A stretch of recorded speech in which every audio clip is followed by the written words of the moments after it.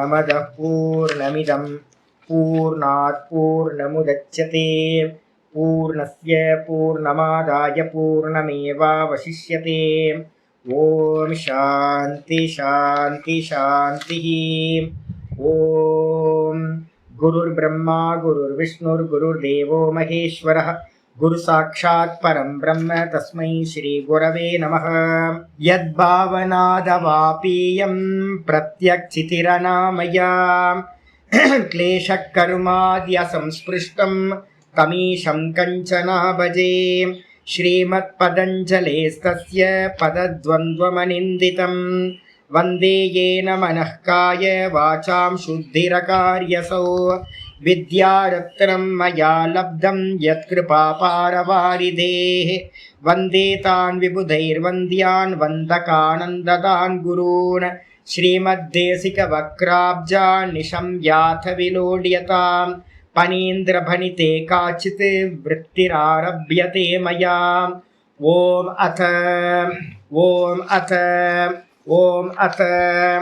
अथ योगानुशासनम्।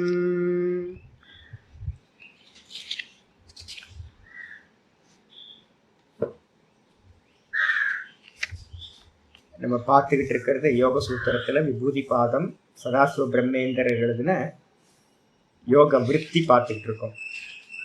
இதில் நம்ம நேற்று கிளாஸில் என்ன பார்த்துருக்கோம் அப்படின்னு கேட்டிங்கன்னா, உங்களுக்கு எந்த இடத்துல வந்திருக்கோம் அப்படின்னா, ஆமாம் 8வது சூத்திரம் பார்த்தீங்கன்னா பார்த்துருக்கோம். ததபி பகிரங்கம் நிர்பீஜஸ்ய அந்த சூத்திரத்துக்கு பார்த்துருக்கோம்.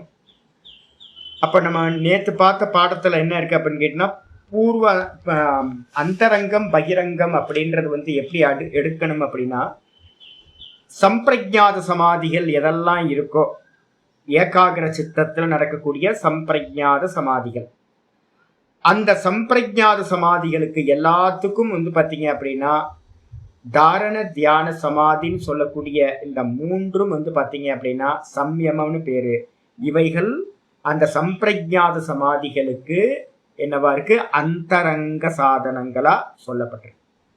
அப்ப பகிரங்கம் எது சுவாமி அப்படின்னு கேட்டீங்கன்னா, யம நியமங்கள் எல்லாம் பார்த்தீங்கன்னா 5 பகிரங்கங்கள். எதுக்கு? சம்பிரஜாத சமாதி. இதே பார்த்தீங்க அப்படின்னா அசம்பிரஜாத சமாதிக்கு நம்ம போறோம் அப்படின்னா, அப்ப அசம்பிரஜாத சமாதிக்கு இந்த தாரண தியான சமாதின்னு சொல்லக்கூடிய இந்த மூன்றும் என்ன ஆயிடும், பகிரங்கமா ஆகிவிடும். அதே நேரத்தில் பார்த்தீங்கன்னா அந்த பரம்பிரசங்கியானத்துல உண்டாகக்கூடிய அந்த அந்நியதா கியாதி, அந்த அந்நியதா கியாத்தில உண்டாகக்கூடிய பரவைராக்கியம், அந்த பரவைராக்கியம் தான் பார்த்தீங்கன்னா நிர்பீஜ சமாதின்னு சொல்லக்கூடிய அசம்பிரஜாத சமாதிக்கு என்னவா இருக்குன்னா அந்தரங்கமா இருக்கு. அதுதான் இங்க பார்த்தீங்கன்னா சொல்லுது. முந்திர சூத்திரத்துல பார்த்தீங்கன்னா சம்பிரஜாத சமாதிக்கு பார்த்தீங்க அப்படின்னா என்ன இருக்கு, தாரண தியான சமாதி பார்த்தீங்கன்னா அந்தரங்கம்னு சொல்லுச்சு. 7வது சூத்திரம் பார்த்தீங்கன்னா தெரியும், திரயம் அந்தரங்கம் பூர்வேபியக அப்படின்னு சொல்லியிருக்கு. திரயம் அந்தரங்கம் அப்படின்னா சம்பிரஜாத சமாதிக்கு தாரண தியான சமாதி பார்த்தீங்கன்னா அந்தரங்கம். அப்ப பகிரங்கம் அப்படின்னா யம நியமாதிகள் எல்லாமே 5 அங்கங்களும் பகிரங்கம். அப்படியே இங்க 8வது சூத்திரத்துக்கு வரும்போது எதை நீங்க பார்த்தீங்கன்னா அந்தரங்கம்னு சொன்னீங்களோ அது ததபி. ததப்பின்னா என்ன அர்த்தம்? அந்த அந்தரங்க சாதனங்களும் கூட பகிரங்கம், பகிரங்கமாக ஆகிவிடும். யாருக்கு அப்படின்னா நிர்பீஜ சமாதிக்கு அப்படின்னு புரிஞ்சுக்கணும். ஆச்சாரியர் பார்த்தீங்கன்னா ஆச்சாரியர் என்ன பண்றார், சதாசிவ பிரம்மேந்திரர் விருத்தி எழுதுறார். விஜாதீயத்வே அபி சம்பிரஜாத பிரஜா உத்பாதன துவாரா உபகாரிதையா பகிரங்கத்துவம் அவிருத்தம். இதுல என்ன ஆச்சரியர் சொல்றாருன்னா, விஜாத்தியமாக வேறு ஜாத்தியா இருந்தாலும், விஜாத்தியம்ன்றதுக்கு அர்த்தம் வேறு ஜாத்தின்னு அர்த்தம், வேற குரூப்பா இருந்தாலும் கூட பார்த்தீங்கன்னா சம்பிரஜாத சமாதியை உண்டு பண்றதுக்கு பார்த்தீங்கன்னா உபகாரியா இருக்கிறதுனால சம்பிரஜாத பிரஜா உத்பாதன துவாரா, சம்பிரஜாத சமாதிகள்னு சொல்லக்கூடிய என்னது, சவிதர்க்கம் நிர்வித்தர்க்கம் சவிச்சாரம் நிர்விச்சாரம் சானந்தம் சாஸ்மிதா, இதை எல்லாத்தையும் உண்டு பண்றதுக்கு வந்து பாத்தீங்கன்னா உபகாரியா இருக்கிறதுனால பகிரங்கத்தன்மைக்கு விரோதம் இல்லை. பகிரங்கத்துவம் ந விருத்தியதே. அப்ப வந்து பாத்தீங்க அப்படின்னா யம நியமம் ஆசன பிராணாயாமம் இதெல்லாம் வந்து பாத்தீங்க அப்படின்னா எதுக்கு ஹெல்ப் பண்ணுது அப்படின்னா சம்பிரஜாத சமாதிக்கு பகிரங்கமா இருக்கிறதுல எந்த ஒரு தோஷமும் இல்லை. அதே நேரத்துல வந்து பாத்தீங்கன்னா அடுத்தது வந்து பாத்தீங்கன்னா ததேவ உபகாரித்துவம் அதஸ்தாத் சூத்திரயத்து சூத்திரக்காரக. இதே சம்பிரஜாத சமாதிக்கு வந்து பாத்தீங்கன்னா அதுவே என்ன ஆயிடுதுன்னா தாரண தியான சமாதின்னு சொல்லக்கூடிய மூன்றும் உபகாரித்தன்மையா அந்தரங்க சாதனமாக ஆகிவிடுகிறது என்று என்ன பண்றாருன்னா சூத்திரயத்து சூத்திரக்காரர். சூத்திரக்காரர் என்ன பண்றார்? பதஞ்சலி முனிவர் சூத்திரங்களை செய்திருக்கின்றார். அப்ப நல்லா புரிஞ்சுக்கணும். பகிரங்கம் அந்தரங்கம் முதல்ல வந்து பாத்தீங்கன்னா நம்ம எடுக்கணும். ஏகாகிர சித்தத்துல நடக்கக்கூடிய சம்பிரஜாத சமாதிக்குத்தான் என்னது யமநியமாசனமங்கள் வந்து பாத்தீங்கன்னா 5 பகிரங்கங்கள், தாரண தியான சமாதி அந்தரங்கம்.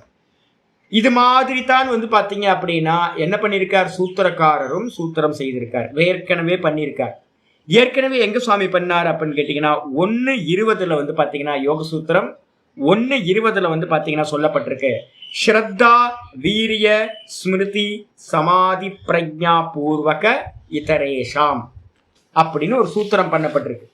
அந்த 1:20க்கு முன்னாடி வந்து பாத்தீங்கன்னா என்ன பண்ணிருக்கு அப்படின்னு கேட்டீங்கன்னா அந்த நிர்பீஜ சமாதியை பத்தி பேசும்போது பவப்பிரத்யோ விதேக பிரகிருதிலயானாம் அப்படின்னு ஒரு சூத்திரம் 19 வச்சிருந்தது. 19 வந்து பாத்தீங்கன்னா என்ன பண்ணிருக்கு அப்படின்னு கேட்டீங்கன்னா 1:19 சொல்லியிருக்கேன். நீங்க சம்பிரஜாத சமாதியை அடைஞ்சு சம்பிரஜாத சமாதியில லாஸ்ட் எண்ட் எதுன்னு கேட்டீங்கன்னா என்ன சொல்லுவீங்க? 6வது சமாதி என்னது? சாஸ்மிதா சமாபத்தி. சாஸ்மிதா சமாபத்திக்கு மேல நீங்க போனீங்கன்னா சம்பிரஜாதம் இது என்ன வந்துடும்? பிரசங்கியானம், பரப்பிரசங்கியானம் வந்துடும். இந்த பரப்பிரசங்கியானத்திலிருந்து நிர்பீஜத்துக்கு நீங்க டிராவல் பண்றீங்கன்னு வச்சுங்க. அந்த இடத்துல என்ன வருதுன்னு நான் சொல்லியிருக்கேன் அப்படின்னா ஒன்று சொல்லியிருக்கோம், பிரகிருதி லயம் அப்படின்னு சொல்லக்கூடிய ஒன்று வந்துடுது. பிரகிருதி லயத்துல நம்ம விழுந்துருவோம். சம்பிரஜாதம்னு சொல்லக்கூடிய அந்த சமாதியிலிருந்து அந்த அசம்பிரஜாதம்னு சொல்லக்கூடிய நிர்விகல்ப சமாதியை அடையும் போது நடுவுல இருக்கிற ஒரு பிளாக் ஹோலுக்கு வந்து பாத்தீங்கன்னா பிரகிருதி லயம் அப்படின்னு பேர். இந்த ஸ்டெப்ஸ் வந்து பாத்தீங்கன்னா உங்களுக்கு நல்லா புரிஞ்சுக்கிட்டீங்கன்னா ரொம்ப நல்லா இருக்கும். வெளியில கிருஷ்ண விக்கிரகம் அதுல சமாதி பண்ணா சவிதர்க்கம். அதே கிருஷ்ண விக்கிரகத்தை இது பண்ணி தன்மாத்திரைக்கு போனேன் அப்படின்னா கிருஷ்ண விக்கிரகத்தை பார்த்தே கிருஷ்ண விக்கிரகத்தை தாண்டி தன்மாத்திரைக்கு போய் சமாதி பண்ணா நிர்விதர்க்கம். நிர்விதர்க்கத்துக்கு அப்புறம் அந்த கிருஷ்ண விக்கிரகத்தையே கண்ணை மூடி உள்ளுக்குள்ளார நல்லா நான் கொண்டு வந்தேன் அப்படின்னா அதுக்கு சவிச்சாரம். அந்த அந்த கிருஷ்ண விக்கிரகத்தை விட்டுட்டு கிருஷ்ணரோட குணங்கள்ல நான் போனேன் அப்படின்னா குணத்தியானம் பண்ணினேன் அப்படின்னா நிர்விச்சாரம். அந்த குணத்தியானத்தை தாண்டி போகும்போது என்ன ஆகுதுன்னு கேட்டீங்கன்னா சானந்தம். இந்த இந்திரியங்கள்லையோ இல்ல மனசுலையோ நான் வந்து பாத்தீங்கன்னா சமாதி பண்ணேன் அப்படின்னா இன்ஸ்ட்ருமெண்ட்லயே பண்ணும்போது சானந்தம். அந்த அதுக்கு அடுத்த நிலைக்கு போகும்போது எவன் மெடிடேட் பண்றானோ அந்த மெடிடேட்டர், நான் தியானம் செய்பவன், அதுல பண்ணும் போது உண்டாகிறது வந்து சாஸ்மிதா அகங்கார தத்துவத்துல பண்றது. இந்த அகங்கார தத்துவம் எங்க இருக்குன்னு நம்ம பார்த்தோம்னா என்ன சொல்லுவோம்? புத்தியில. இது வரைக்கும் வந்து பாத்தீங்கன்னா புத்தியில நடந்துரும். இந்த 6 சமாதிகளும் வந்து பாத்தீங்கன்னா அகங்காரம் வரைக்கும் பண்ணக்கூடிய எல்லா சமாதிகளும் 6 சமாதிகளும் புத்தியை பேஸ் பண்ணி நடக்கிறது. இதுக்கப்புறம் இன்னும் 98% சத்துவகுணம் வரும்போது பரம் பிரசங்கியானம். அப்பவும் அது புத்தியில தான் நடக்குது. அந்த பரம்பிரசங்கியானத்துல என்ன நடக்குது? தானா நின்றுவான். அதுக்கப்புறம் எதிர்க்க இருக்கிறத வந்து பாத்தீங்கன்னா அந்த அவித்யாவை வந்து பாத்தீங்கன்னா எது சித்தத்தை வந்து பாத்தீங்கன்னா ஒண்ணுமில்லை அப்படின்னு பார்ப்பான். விருத்திகள் இல்லாத சித்தத்தை அவன் பார்ப்பான். அப்படி பார்க்கும் போது என்ன ஆகும் அப்படின்னு கேட்டீங்கன்னா அதுல ஒரு விவேகம் உண்டாகும். அந்த விவேகத்துக்கு பேர் தான் நம்ம என்ன சொல்றோம்? அந்நியதாக்கியாதி, ஆத்ம அனாத்ம விவேகம் அப்படின்னு பேர். இப்ப வெளியில நம்ம பண்ற ஆத்ம அனாத்ம விவேகத்தெல்லாம் வந்து பாத்தீங்கன்னா சின்னது தான். வாஸ்தவத்துல ஆத்ம அனாத்ம விவேகம், இந்த விருத்தி இல்லாத அந்த சித்தத்தை வந்து பாத்தீங்கன்னா இது நான் இல்லை அப்படின்னு நம்ம பாக்குறோம் பாத்தீங்களா, அதுதான் வந்து பாத்தீங்க அப்படின்னா விவேகம். இது எப்படிப்பட்டது அப்படின்னா, தூக்கத்துல வந்து பாத்தீங்கன்னா நான் ஒன்றும் அறியவில்லைன்னு இருக்கேன்.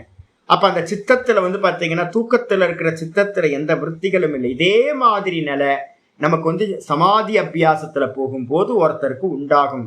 நான் இருப்பேன், இந்த சித்தத்துல வந்து பாத்தீங்கன்னா ஒண்ணும் இருக்காது. இந்த இடத்துல என்ன நடக்கும் அப்படின்னு கேட்டீங்கன்னா, கொஞ்சம் அவேர்னஸ் நமக்கு வந்து பாத்தீங்கன்னா போச்சு அப்படின்னா என்ன ஆயிடும் அப்படின்னா, அது ஒரு பெரிய ஆனந்தம், ஆனந்தமய கோஷ ஆனந்தம் அப்படின்னு பேரு. அந்த ஆனந்தம் வந்து பாத்தீங்கன்னா நம்ம தூக்கத்துல டீப் ஸ்லீப்ல கிடைக்கிற ஆனந்தத்தை காட்டிலும் பல மடங்கு அதிகமா நீங்க சமாதியில இருக்கும் போது என்ன ஆகும், கிடைக்கும். அப்படி கிடைக்கும் போது என்ன பண்ணுவோம், நம்ம மிஸ் ஆகி என்ன பண்ணுவோம், அதுக்குள்ளார விழுந்துருவோம். அப்படி விழுந்தோம் அப்படின்னா அதுக்கு பேரு தான் முக்கியமான பிரகிருதி லயம் அப்படின்னு பேரு. அதுக்கு என்ன பேரு, முக்கியமான பிரகிருதி லயம். அந்த முக்கியமான பிரகிருதி லயத்துல வந்து பாத்தீங்கன்னா விழுந்தோம்னா 1,00,000 மன்வந்தரம் வெளியில வர மாட்டோம். இது முக்கியமான பிரகிருதி லயம். இது நீங்க ஆரம்பத்திலிருந்தே விழுந்தீங்கனாலும் கூட நீங்க வந்து பாத்தீங்கன்னா சவிதர்க்கம்னு பண்ணிக்கிட்டு விஷயத்திலேயே மாட்டிக்கிட்டீங்கன்னா, பஞ்சபூத்தங்கள்ல மாட்டிக்கிட்டீங்கன்னா 10 மன்வந்தரம். அதே இந்திரியத்துல வந்து பாத்தீங்கன்னா பண்ணும்போது இந்திரியத்துல மாட்டிக்கிட்டீங்க அப்படின்னா 100 மன்வந்தரம். மனஸ்தத்துவத்துல மாட்டிக்கிட்டீங்கன்னா 1000 மன்வந்தரம். புத்தி தத்துவத்துல மாட்டிக்கிட்டீங்கன்னா 10,000 மன்வந்தரம். அதுக்கப்புறம் வந்து பாத்தீங்க அப்படின்னா மூல பிரகிருதியில மாட்டினீங்கன்னா என்ன ஆயிடும், 1,00,000 மன்வந்தரம். அப்ப கீழே இருக்கிறதெல்லாம் கூட பிரகிருதி தான். வெளியில இருக்கிற பூத்தங்கள் பிரகிருதி, இந்திரியங்கள் பிரகிருதி, மனசு பிரகிருதி, புத்தி பிரகிருதி, எல்லாமே பிரகிருதியா இருந்தாலும் பிரகிருதி லயம்ன்ற வார்த்தை எங்க சித்திக்குது அப்படின்னு கேட்டீங்கன்னா, அந்த மூல தத்துவம், மூல காரண தத்துவமா இருக்கிற அந்த அவித்யால போய் நம்ம எப்போ வந்து பாத்தீங்கன்னா விழுந்துடுறோமோ, நம்ம தூக்கத்துல தூங்கி போற மாதிரி, அதுக்கு பேர் வந்து பாத்தீங்கன்னா பிரகிருதி லயம். அதுக்கப்புறம் இதுக்கு பேர் வந்து பாத்தீங்கன்னா 1:19 சொல்லியிருக்கோம் பிரகிருதி லயம் அப்படின்னு ஒன்று சொல்லியிருக்கோம். ஒருத்தர் மிஸ் ஆயிடுறாங்க. ரெண்டாவது வந்து பாத்தீங்கன்னா என்னன்னு கேட்டீங்கன்னா விதேக பிரகிருதி, விதேக அப்படின்னு ஒரு ஆள் இருக்காங்க, ஒரு கூட்டம். விதேகர்கள்னா என்ன அர்த்தம் அப்படின்னு கேட்டீங்கன்னா, இந்த தத்துவங்கள்ல எங்கேயாவது போய் மாட்டிக்கிறது. கீழே பஞ்சபூத்தங்கள்ல வந்து பாத்தீங்கன்னா மாட்டிக்கிட்டீங்கன்னா 10 மன்வந்தரம், இந்திரியங்கள்ல மாட்டிக்கிட்டீங்கன்னா 100 மன்வந்தரம், மனசுல தத்துவத்துல மாட்டிக்கிட்டீங்கன்னா 1000 மன்வந்தரம். இது மாதிரி ஒவ்வொன்றுத்துக்கும் வந்து பாத்தீங்கன்னா ஒவ்வொரு காலம் கொடுத்துருக்கு. அதுல போய் மாட்டிக்கிட்டு தேகம் இல்லாம இருப்பீங்க. நீங்க பஞ்சபூதத்துல போய் லயம் ஆயிட்டு அதுக்கு மேல அடுத்த ஸ்டெப் போகாம அங்கேயே நின்றுட்டீங்கன்னா தேகம் இல்லாம பஞ்சபூத்தமா இருப்பீங்க. உங்களுக்குன்னு தேகம் இருக்காது. இதே மாதிரி இந்திரியங்கள்ல மாட்டிக்கிட்டு இந்திரிய சக்தியா இருப்பீங்க, உங்களுக்கு தேகம் இல்லாம இருக்கும். இது மாதிரி விதேகர்கள் அப்படின்னு பேரு, வைத்தியேகர்கள் அப்படின்னு பேரு, விதேகர்கள் அப்படின்னு பேரு. இந்த ரெண்டுமே வந்து பாத்தீங்க அப்படின்னா இந்த மோட்சத்துக்கு வந்து பாத்தீங்கன்னா எதிரானது. அதுக்காக தான் நம்ம சொல்றோம் என்னன்னு கேட்டீங்கன்னா, ஒரு விஷயத்தை நம்ம அடைஞ்சோன அங்கேயே நம்ம நின்று போயிடாம அடுத்தடுத்ததுல வந்து பாத்தீங்கன்னா போகணும். ஆனா இதே எனக்கு போதுன்னு ஒருத்தர் நின்றுட்டாரு அப்படின்னா என்ன ஆயிடும், அவர் வந்து பாத்தீங்கன்னா விதேக தேவர்கள் ஆயிடுவாங்க. கீழே இருக்கிற 6 சமாதிகள்ல நீங்க எதுல மாட்டினாலும் அதுக்கு என்ன பேரு, விதேக தேவர்கள்னு பேரு, விதேக கைவல்யம்னே பேரு அதுக்கு பேரு. அங்கங்க போய் 10 மன்வந்தரம் 20 மன்வந்தரம் ஃப்ரீஸ் ஆகி இருந்துருவீங்க. அப்புறம் இந்த பரம்பிரசங்கியானத்திலிருந்து நீங்க அசம்பிரஜாத சமாதியை அடையறதுக்கு முன்னாடிய பெரிய பிளாக் ஹோல தான் மூல பிரகிருதி. அதுல விழுந்தாதான் முக்கியமான பிரகிருதி லயம் 1,00,000 மன்வந்தரங்கள் ஃப்ரீஸ் ஆயிடும். இது 19வது சூத்திரத்துல 1:19 சொல்லிட்டு அதுக்கப்புறம் வந்து பாத்தீங்கன்னா இப்ப 1:20 என்ன சொல்லியிருக்காரு அப்படின்னு கேட்டீங்கன்னா, இதற்கு அந்நியமா யாரெல்லாம் வந்து பாத்தீங்க அப்படின்னா எனக்கு இல்ல சுவாமி, நான் ஆத்மானுபூதி தான் சுவாமி வேணும், நான் ரொம்ப ஸ்ட்ராங்கா இருக்கேன் சுவாமி அப்படின்னு யாரெல்லாம் இருக்காங்களோ அவங்களுக்கு வந்து பாத்தீங்கன்னா 1:20 வந்து பாத்தீங்கன்னா சூத்திரம் சொல்லுச்சு, ஸ்ரத்தா. ஸ்ரத்தா வந்து பாத்தீங்கன்னா உண்மையிலேயே நல்ல சாஸ்திரம் சொல்ற விஷயத்துல ஆத்ம விஷயத்துல ஸ்ரத்தா. வீரியம், பிரம்மச்சரியத்திலிருந்து உண்டாகக்கூடிய வீரியம். அந்த வீரியத்திலிருந்து என்ன உண்டாகுது அப்படின்னு கேட்டீங்கன்னா ஸ்மிருதி. வீரியம் என்ன தெரியுங்களா, நான் சொல்லிட்டு இருக்கோம். சரி, ஏன் பிரம்மச்சரியத்தை சொல்லிட்டு இருக்கோம் சொல்லுங்க பார்க்கலாம், யாருக்காவது தெரியுமா? ஏன் எப்ப பார்த்தாலும் பிரம்மச்சரியத்தை பத்தி சாதுக்கள் அதிகமா பேசுறாங்க? இன்னைக்கு ஒரு பொண்ணு பேசுச்சு யூடியூப்ல, இப்ப பார்த்தேன். சிவவாக்கியரை பற்றி பேசும்போது சொல்லிச்சு. அது வயசு ரொம்ப கம்மியான வயசு பொண்ணு, ஒரு 22 வயசு தான் இருக்கும். அது வந்து பார்த்தீங்கன்னா நிறைய வீடியோஸ்லாம் போடுது, பேர் தெரில, அப்பப்போ பார்ப்பேன் நான். வீடியோஸ்லாம் போடுது. அது வந்து பார்த்தீங்கன்னா நல்ல வியூஸ் வந்து பார்த்தீங்கன்னா போட்டால் 5 மணி நேரம் 6 மணி நேரத்தில் வந்து பார்த்தீங்க அப்படின்னா ஆயிரக்கணக்கான பேர் பார்க்குறாங்க. இன்னைக்கு வந்து பார்த்தீங்க அப்படின்னா நிறைய பேர் வந்து பார்த்தீங்கன்னா பிரம்மச்சரியத்தோட தாற்பயம் தெரியாமல் வந்து பார்த்தீங்க அப்படின்னா பேசிக்கிட்டே இருக்கிறாங்க. நிறைய பேருக்கு பிரம்மச்சரியத்தோட தாற்பயமே தெரியறதில்லை. பிரம்மச்சரியத்திலோட தாற்பயம் என்ன அப்படின்னு கேட்டிங்கன்னா ஒரே ஒரு முக்கியமானது, இந்த இந்த பிரம்மச்சரியம் ஸ்ட்ராங்கா யாருக்கு இருக்கோ அவங்களால மட்டும்தான் இந்த தூக்கத்தை வந்து பார்த்தீங்கன்னா கடந்து போக முடியும். விஷயம் இவ்வளவுதான். அந்த தூக்கத்துல வந்து பார்த்தீங்கன்னா நம்ம வந்து பிரம்மச்சரியம் இல்லை அப்படின்னா நம்மளுடைய ஷார்ப்னஸ், மைண்டோட அவேர்னஸ் இருக்கு பார்த்தீங்களா, அது என்ன ஆயிடும்னு கேட்டிங்கன்னா மனமழுங்கின கத்தி மாதிரி ஆயிடும். அப்ப என்ன ஆகும்னு கேட்டீங்கன்னா அந்த தூக்கத்தை, நீங்க சமாதியில இருக்கீங்க அப்படின்னா அந்த சமாதிக்கு போகும்போது இப்ப கூட யாருக்காவது பார்க்கலாம், எப்ப நமக்கு வீரியஸ்கலனம் நடந்திருக்கோ, என்னைக்காவது வீரியஸ்கலனம் நடந்திருந்துச்சு அப்படின்னா, இல்ல சம்போகத்துல ஈடுபட்டதுக்கு பிறகு வந்து பாத்தீங்கன்னா நம்ம அபியாசம் ஏதாவது பண்றோம் அப்படின்னா, அந்த டைம்ல வந்து பாத்தீங்கன்னா நம்மளுடைய கான்சியஸ்னஸ் எப்படி இருக்கும் அப்படின்னா, இதுக்குள்ளார போகும்போது ஒரு டைமுக்கு ஈஸியா போயிடலாம். இந்த மெதுவா ஒவ்வொன்றுத்தையா கிராஸ் பண்றோம் அப்படின்னா அப்ப என்ன ஆயிடும்னு கேட்டீங்கன்னா உங்களுடைய மைண்ட் அந்த ஷார்ப்னஸ் வந்து பாத்தீங்கன்னா என்ன ஆயிடும்னா போயிடும், தூக்கத்துக்கு போயிடும், இந்த லயத்துக்கு போயிடும். அப்ப பிரம்மச்சரியத்தினால வந்து பாத்தீங்கன்னா வீரிய லாபக, நல்லா தெரிஞ்சுங்க, பிரம்மச்சரியாத் வீரிய லாபக. வீரியம் வந்து பாத்தீங்கன்னா என்ன பண்ணும் அப்படின்னா தூக்கத்துல தூங்கி போகாம சமாதி அபியாசத்துல தொடர்ந்து ரொம்ப கூர்மையா போறதுக்கான ஒரு ஹெல்ப் பண்ணுது. அந்த வீரியத்தை வச்சுக்கிட்டு என்ன கிடைக்குதுன்னா என்னன்னா ஸ்மிருதினா என்ன அர்த்தம் அப்படின்னு கேட்டீங்கன்னா பூர்வத்தோட ஸ்மிருதி உண்டாயிட்டே இருக்கும். அந்த ஸ்மிருதி அப்படின்னா ஆச்சாரியார் சொல்லி கொடுத்த விஷயங்கள்லாம் ஞாபகத்துல இருக்கும். ஐயோ இது வந்து பாத்தீங்கன்னா ஆப்ஜெக்ட், இது நான் தூங்கி போயிட்டேன் அப்படின்னா வம்பா போயிடும், நான் இதுல அவேர்னஸோட இருக்கணும், நான் பிராணனை வாட்ச் பண்ணணும், ஆப்ஜெக்டை பார்த்தேன் அப்படின்னா தூங்கி போயிடுவேன் அப்படின்னு வந்து பாத்தீங்கன்னா பிராணன்லயே நின்று அந்த ஸ்மிருதியில இருந்து நம்ம என்ன பண்ணணும்னு கேட்டீங்கன்னா மெதுவா சமாதி பிரஜையை அடைகிறது. சமாதி பிரஜான்றதுக்கு அர்த்தம் வந்து பாத்தீங்க அப்படின்னா இந்த சம்பிரஜாத சமாதி ஒவ்வொன்னா கிராஸ் பண்ணுவீங்க. அப்படி கிராஸ் பண்ண என்ன ஆகும், ஒவ்வொன்றுத்துலையும் இப்ப நான் டீச் பண்ற மாதிரி இந்த யோக சூத்திரமும் இதுவும் டீச் பண்ணோம். இதுல எல்லாத்துலயும் இதுல மாட்டினா 10 மன்வந்தரம், அதுல மாட்டினா 100 மன்வந்தரம், அதுக்கப்புறம் மாட்டினா 1000 மன்வந்தரம், அதுக்கப்புறம் 10,000 மன்வந்தரம் அப்படின்னு அங்கங்க நின்னா இதெல்லாம் சம்பவிக்கும் அப்படின்னு ஒரு ஸ்மிருதி என்ன பண்ணுவாங்கள உள்ளுக்குள்ளார வரும். தூக்க விடாம வந்து பண்ணும் அந்த வீரியம், தூங்க விடாம அந்த ஸ்மிருதியானது உண்டாயி சமாதி பிரஜையை என்ன பண்ணுவீங்க ஒண்ணுத்துல தேங்கி நின்று மயங்கி போயிடாம என்ன பண்ணுவீங்க அடுத்த நிலைக்கு வந்து பாத்தீங்கன்னா போவீங்க. இப்ப நிறைய பேர் நம்ம சொல்றோம், யாரெல்லாம் வந்து இப்ப பாடம் கேட்டுட்டு இருக்கீங்கல்ல, இப்ப நான் அவங்களெல்லாம் மதிச்சு பேசிட்டு இருக்கேன், என்ன காரணம் அப்படின்னா தூங்காம இருக்கீங்கல்ல. நான் ஒரு சுவாமிகிட்ட வந்து பார்த்தீங்கன்னா பாடம் நாங்கள் வந்து பார்த்தீங்கன்னா எப்படி ஒரு ஆளை வந்து கெஸ் பண்ணுவோம் அப்படின்னு கேட்டிங்கன்னா சாதுக்கள் மத்தியில் ஒவ்வொருத்தரையும் கெஸ் பண்ணுவோம். பிரம்மச்சாரிகள் மத்தியில் எங்கள் ஆச்சாரியர் சொல்லுவார், என்ன பண்ணா பாடம் எடுத்துக்கிட்டு இருக்கும் போதே ஒருத்தன் தூங்குறான் அப்படின்னா, டெய்லி காலையில் தூங்குறான் அப்படின்னா என்ன அர்த்தம், பாடம் எடுக்க ஆரம்பித்தோடனே தூங்குறான் அப்படின்னா 2 விதத்தில் தப்பு நடந்திருக்கணும். ஒன்று வந்து பார்த்தீங்கன்னா ராத்திரியில் வந்து பார்த்தீங்கன்னா அவன் கண்ட்ரோல் இல்லாமல் சாப்பிட்டு இருக்கணும். இல்லை அப்படின்னா அன்னைக்கு என்னைக்கு மறுநாள் காலையில் ஒருத்தன் தூங்குறானோ பாடத்தில் நல்லா டீப் அனலைஸ் பண்ணும் போது கூட டிராவல் பண்ண முடியாமல் தூங்கி போகிறானோ அவன் வந்து பார்த்தீங்கன்னா 2வது வந்து பார்த்தீங்கன்னா வீரியஸ்கலனம் ஆயிருக்கணும் அவனுக்கு. அப்படி இருந்துச்சு அப்படின்னா மறுநாள் காலையில் நம்ம டீப்பாக அனலைஸ் பண்ணும் போது அது கூட டிராவல் பண்ண முடியாமல் தூங்கி போயிடுவோம். அப்போ ஒரு பாடத்திலேயே வந்து பார்த்தீங்கன்னா ஒருத்தரால் வந்து பார்த்தீங்கன்னா டீப் அனலைஸ் பண்ணும் போது கூட டிராவல் பண்ண முடியாது.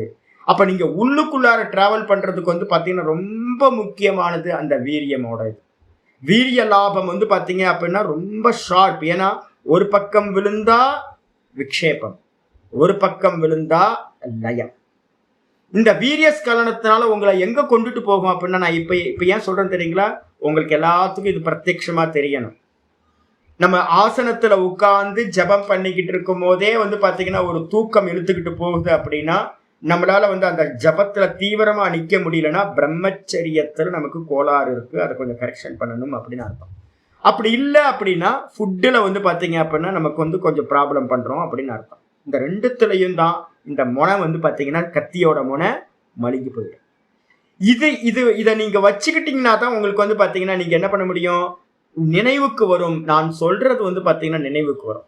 அதுல இருந்து வந்து பார்த்தீங்கன்னா உங்களுக்கு சமாதியில மேல மேல ஸ்டெப்ல நீங்க ஏற முடியும். கீழே நின்று போகாம அடுத்தடுத்த ஸ்டெப்புக்கு ஏறி போக முடியும். அப்படி ஏறி போகும்போது வந்து பார்த்தீங்கன்னா அந்த சமாதி பிரஜையை முன்னிட்டு வந்து பார்த்தீங்கன்னா என்ன ஆகும், ஒவ்வொரு ஸ்டேஜா கிராஸ் பண்ணி பரம்பிரசங்கியானத்தையும் கிராஸ் பண்ணி என்ன பண்ண போறீங்க, அசம்பிரஜாத சமாதியை பிராப்தி பண்ணி. 2 கேட்டகரி வச்சுக்கங்க. 1 19 ஒரு கேட்டகரி, 1 20 சொல்லப்பட்டது கேட்டகரி 1. 1 19 சொன்னவங்க வந்து பார்த்தீங்கன்னா யாரு வேணாலும் சமாதிக்கு போகலாம், ட்ரை பண்ணுவாங்க. ஒரு முயற்சி பண்ணாங்கன்னா அங்கங்க மாட்டிப்பாங்க. கொஞ்சம் சாமர்த்தியம் இருக்கும், அடுத்தடுத்த லெவல்ல மாட்டிப்பாங்க. ஆனா யாருக்கு வந்து பாத்தீங்கன்னா இந்த 1 20 சொல்லப்பட்டிருக்கோ இவங்க தான் அசம்பிரஜாத சமாதி வரைக்கும் போக முடியும். ஸ்ரத்தா இருக்கணும், வீரியம் இருக்கணும், அதுக்கப்புறம் வந்து பாத்தீங்கன்னா ஸ்மிருதி, நல்ல ஸ்மிருதி கொண்டு வரணும். அதுக்கப்புறம் சமாதியோட ஞானம் ஒருத்தருக்கு உண்டாகும். இது அபூர்வம், இதையும் தாண்டி போகணும். அதுக்காக நான் இவ்வளவு வார்த்தை சொல்றேன். அங்கங்க நின்றம அடுத்தடுத்த லெவலுக்கு வந்து பாத்தீங்கன்னா விநியோகம் பண்ணிக்கிட்டே போகணும்.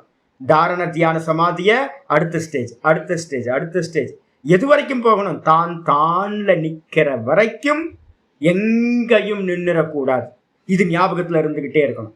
இது மாதிரி போறவங்க வந்து பாத்தீங்கன்னா அந்த பிரகிருதி லயத்துல மாட்டாம இருக்கிற மற்றவர்கள் அப்படின்னு வந்து பாத்தீங்க அப்படின்னா சொல்லியிருக்க. அப்ப என்ன அர்த்தம் அப்படின்னா அதுதான் இங்கேயும் ஆச்சாரியர் நினைவு கொள்றார். இது மாதிரி வந்து பாத்தீங்கன்னா சொல்லப்பட்டிருக்கு ஆச்சாரியர்னால, பதஞ்சலி முனிவரால அப்படின்னு. அப்ப பகிரங்கம் கீழே இருக்கிறதெல்லாம் பகிரங்கம்னு ஒதுக்கிட்டே போகணும். மேல இருக்கிறதெல்லாம் அந்தரங்கம் ஸ்வீகாரம் பண்ணிக்கிட்டே போகணும். அப்ப நிருபீச்ச சமாதிக்கு அந்தரங்கம் பரவைராக்கியம் அது வரைக்கும் போகணும். அதுக்கு கீழே இருக்கிறதுலாம் வந்து பாத்தீங்கன்னா எது அப்படின்னா ஆச்சாரியர் முந்தின ஸ்லோகத்திலே சொல்லியிருக்காரு. என்னன்னு கேட்டீங்கன்னா வசீகார வைராக்கியம். நான் ஏற்கனவே சொல்லியிருக்கேன்ல, சமாதியில சவித்தர்க்கம் நிர்வித்தர்க்கம் சவிச்சாரம் வந்து பாத்தீங்கன்னா சும்மா ஒரு ஜஸ்ட் லைக் தான் எடுத்துப்போம். முக்கியமானது வந்து பாத்தீங்கன்னா நிர்விச்சார வைசாரத்தியம் தான் முக்கியமா எடுக்கிறோம். அந்த நிர்விச்சார வைசாரத்தியம்னு சொல்லக்கூடிய சமாதியில அந்த வைசாரத்தியத்தினால் நிர்விச்சார சமாதியோட நிபுணத்தன்மையினால உண்டாகிற வசீகார வைராக்கியம். அந்த வசீகார வைராக்கியத்தை முன்னிட்டு தான் உங்களுக்கு என்ன உண்டாகும், அதுக்கு மேல இருக்கிற சானந்தம், சாஸ்மிதா, பரம்பிரசங்கியானம், இந்த 3த்தையும் நீங்க அடையிறதுக்கு இது வசீகார வைராக்கியம். ஆக்சுவல் வந்து பாத்தீங்கன்னா சமாதின்றது வந்து பாத்தீங்கன்னா இந்த 3 தான் வாஸ்தவத்துல சமாதி. இந்த 4 தான் நிர்விச்சாரம், சானந்தம், சாஸ்மிதா, அப்புறம் பரம்பிரசங்கியானம். இதுதான். இதுக்கு கீழே இருக்கிறதெல்லாம் வந்து பாத்தீங்கன்னா சும்மா. அப்ப இதுக்கு மேல இருக்கிறதுக்கு போறதுக்கு எது பேஸா இருக்கு அப்படின்னு கேட்டீங்கன்னா அந்த வசீகார வைராக்கியம். இதே பரம்பிரசங்கியானத்துல நடக்கக்கூடிய பரவைராக்கியம் உங்களுக்கு நிர்விகல்ப சமாதியை கொடுத்துரும். அப்ப இது ஒரு கேட்டகரி. வைராக்கியத்தை அடைஞ்சு போறவங்க வந்து பாத்தீங்கன்னா ஒரு கேட்டகரி. இல்ல எங்கேயாவது ஒரு இடத்துல ஸ்டே பண்ணிட்டீங்க அப்படின்னா போச்சு. 10 மன்வந்திரம் 100 மன்வந்திரம் எங்கெங்க நிக்கிறோமோ அந்தந்த இடத்துல மாட்டிப்போம். அதனால அவங்கள வந்து பாத்தீங்கன்னா தனியா பண்ணிருக்கு அப்படின்னு வந்து பாத்தீங்கன்னா இந்த இடத்துல சொல்லப்பட்டிருக்கு. இது 8வது சூத்திரம். சொல்லுங்கம்மா. சிமிலர் வேற எதுவுமே இல்லை. பிரகிருதின்றது வந்து பாத்தீங்கன்னா நம்ம தூக்கத்துல இருக்கிறது தான் பிரகிருதி. ஒன்னும் தெரியல நம்ம தூங்கி போறோம் பாத்தீங்களா. நான் அதாவது தான் திரும்ப பிரகிருதி லயம்னா நமக்கு இந்த பிரகிருதி லயம் என்னன்னு கேட்டீங்கன்னா உங்களுக்கு சின்னதா நடக்கிறது. இப்ப தூக்கத்துல வந்து பாத்தீங்கன்னா நம்ம நடக்கிறது ஒண்ணுத்துல அதோட இப்ப நீங்க வந்து பாத்தீங்கன்னா தத்துவத்திலேயே போய் லயம் ஆகிறதுன்னு இருக்கு.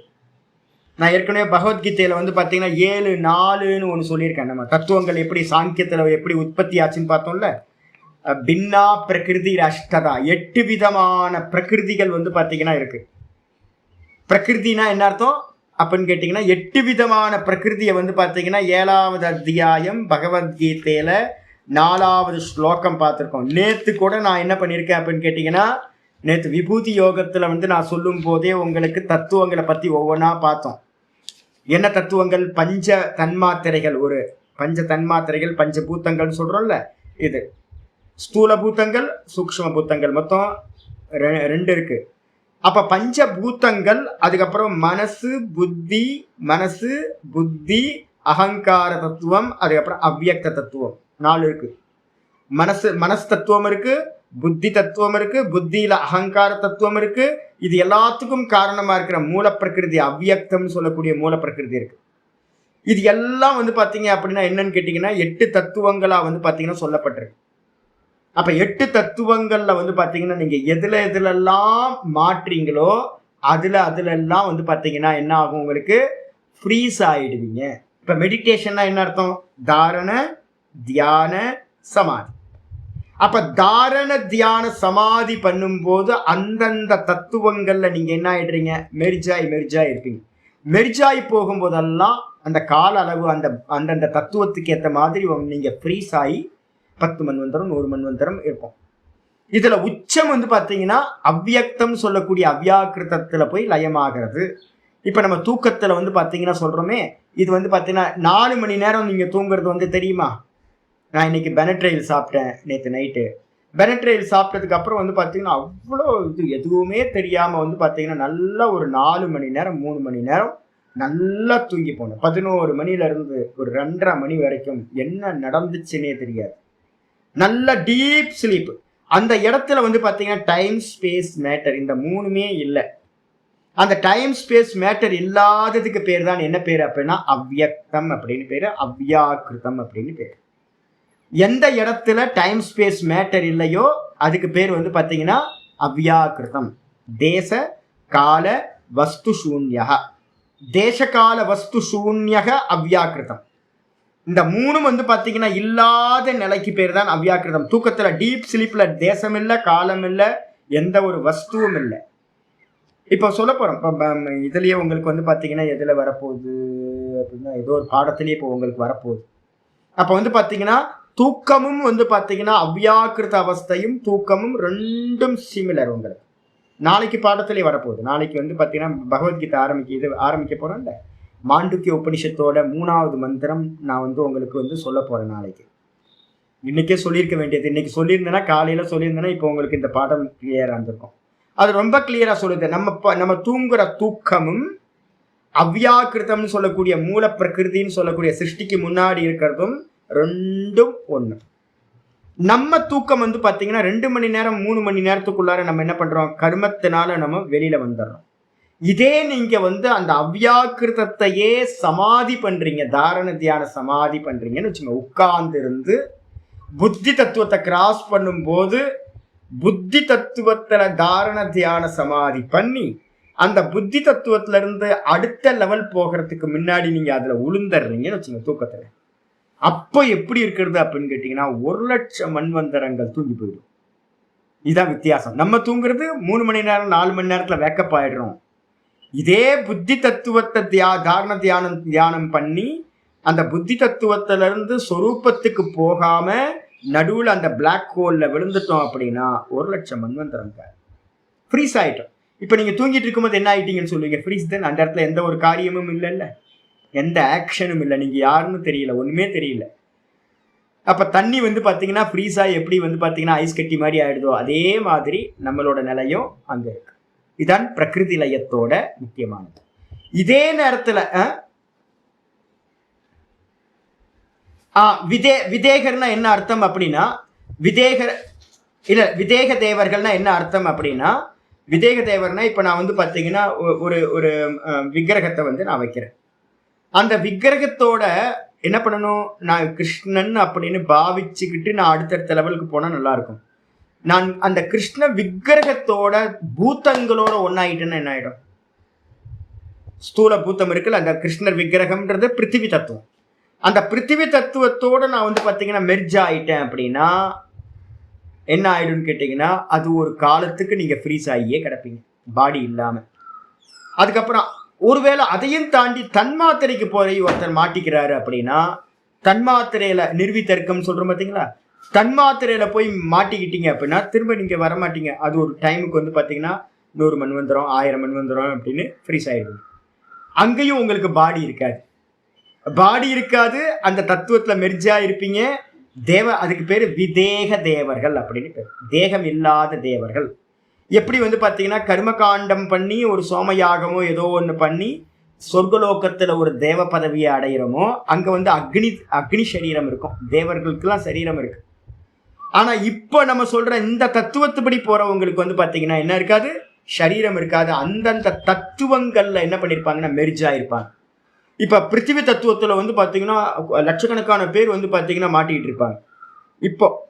அதனால தான் நான் வந்து பாத்தீங்கன்னா, நான் கல்லானாலும் பரவாயில்ல, நான் வந்து பாத்தீங்கன்னா மதுரா பிருந்தாவன்ல நான் வந்து பாத்தீங்கன்னா மண்ணா பிறந்தாலும் பரவாயில்ல, கல்லா பிறந்தாலும் பரவாயில்ல நம்ம சொல்றதெல்லாம் பார்த்துருக்கோம்.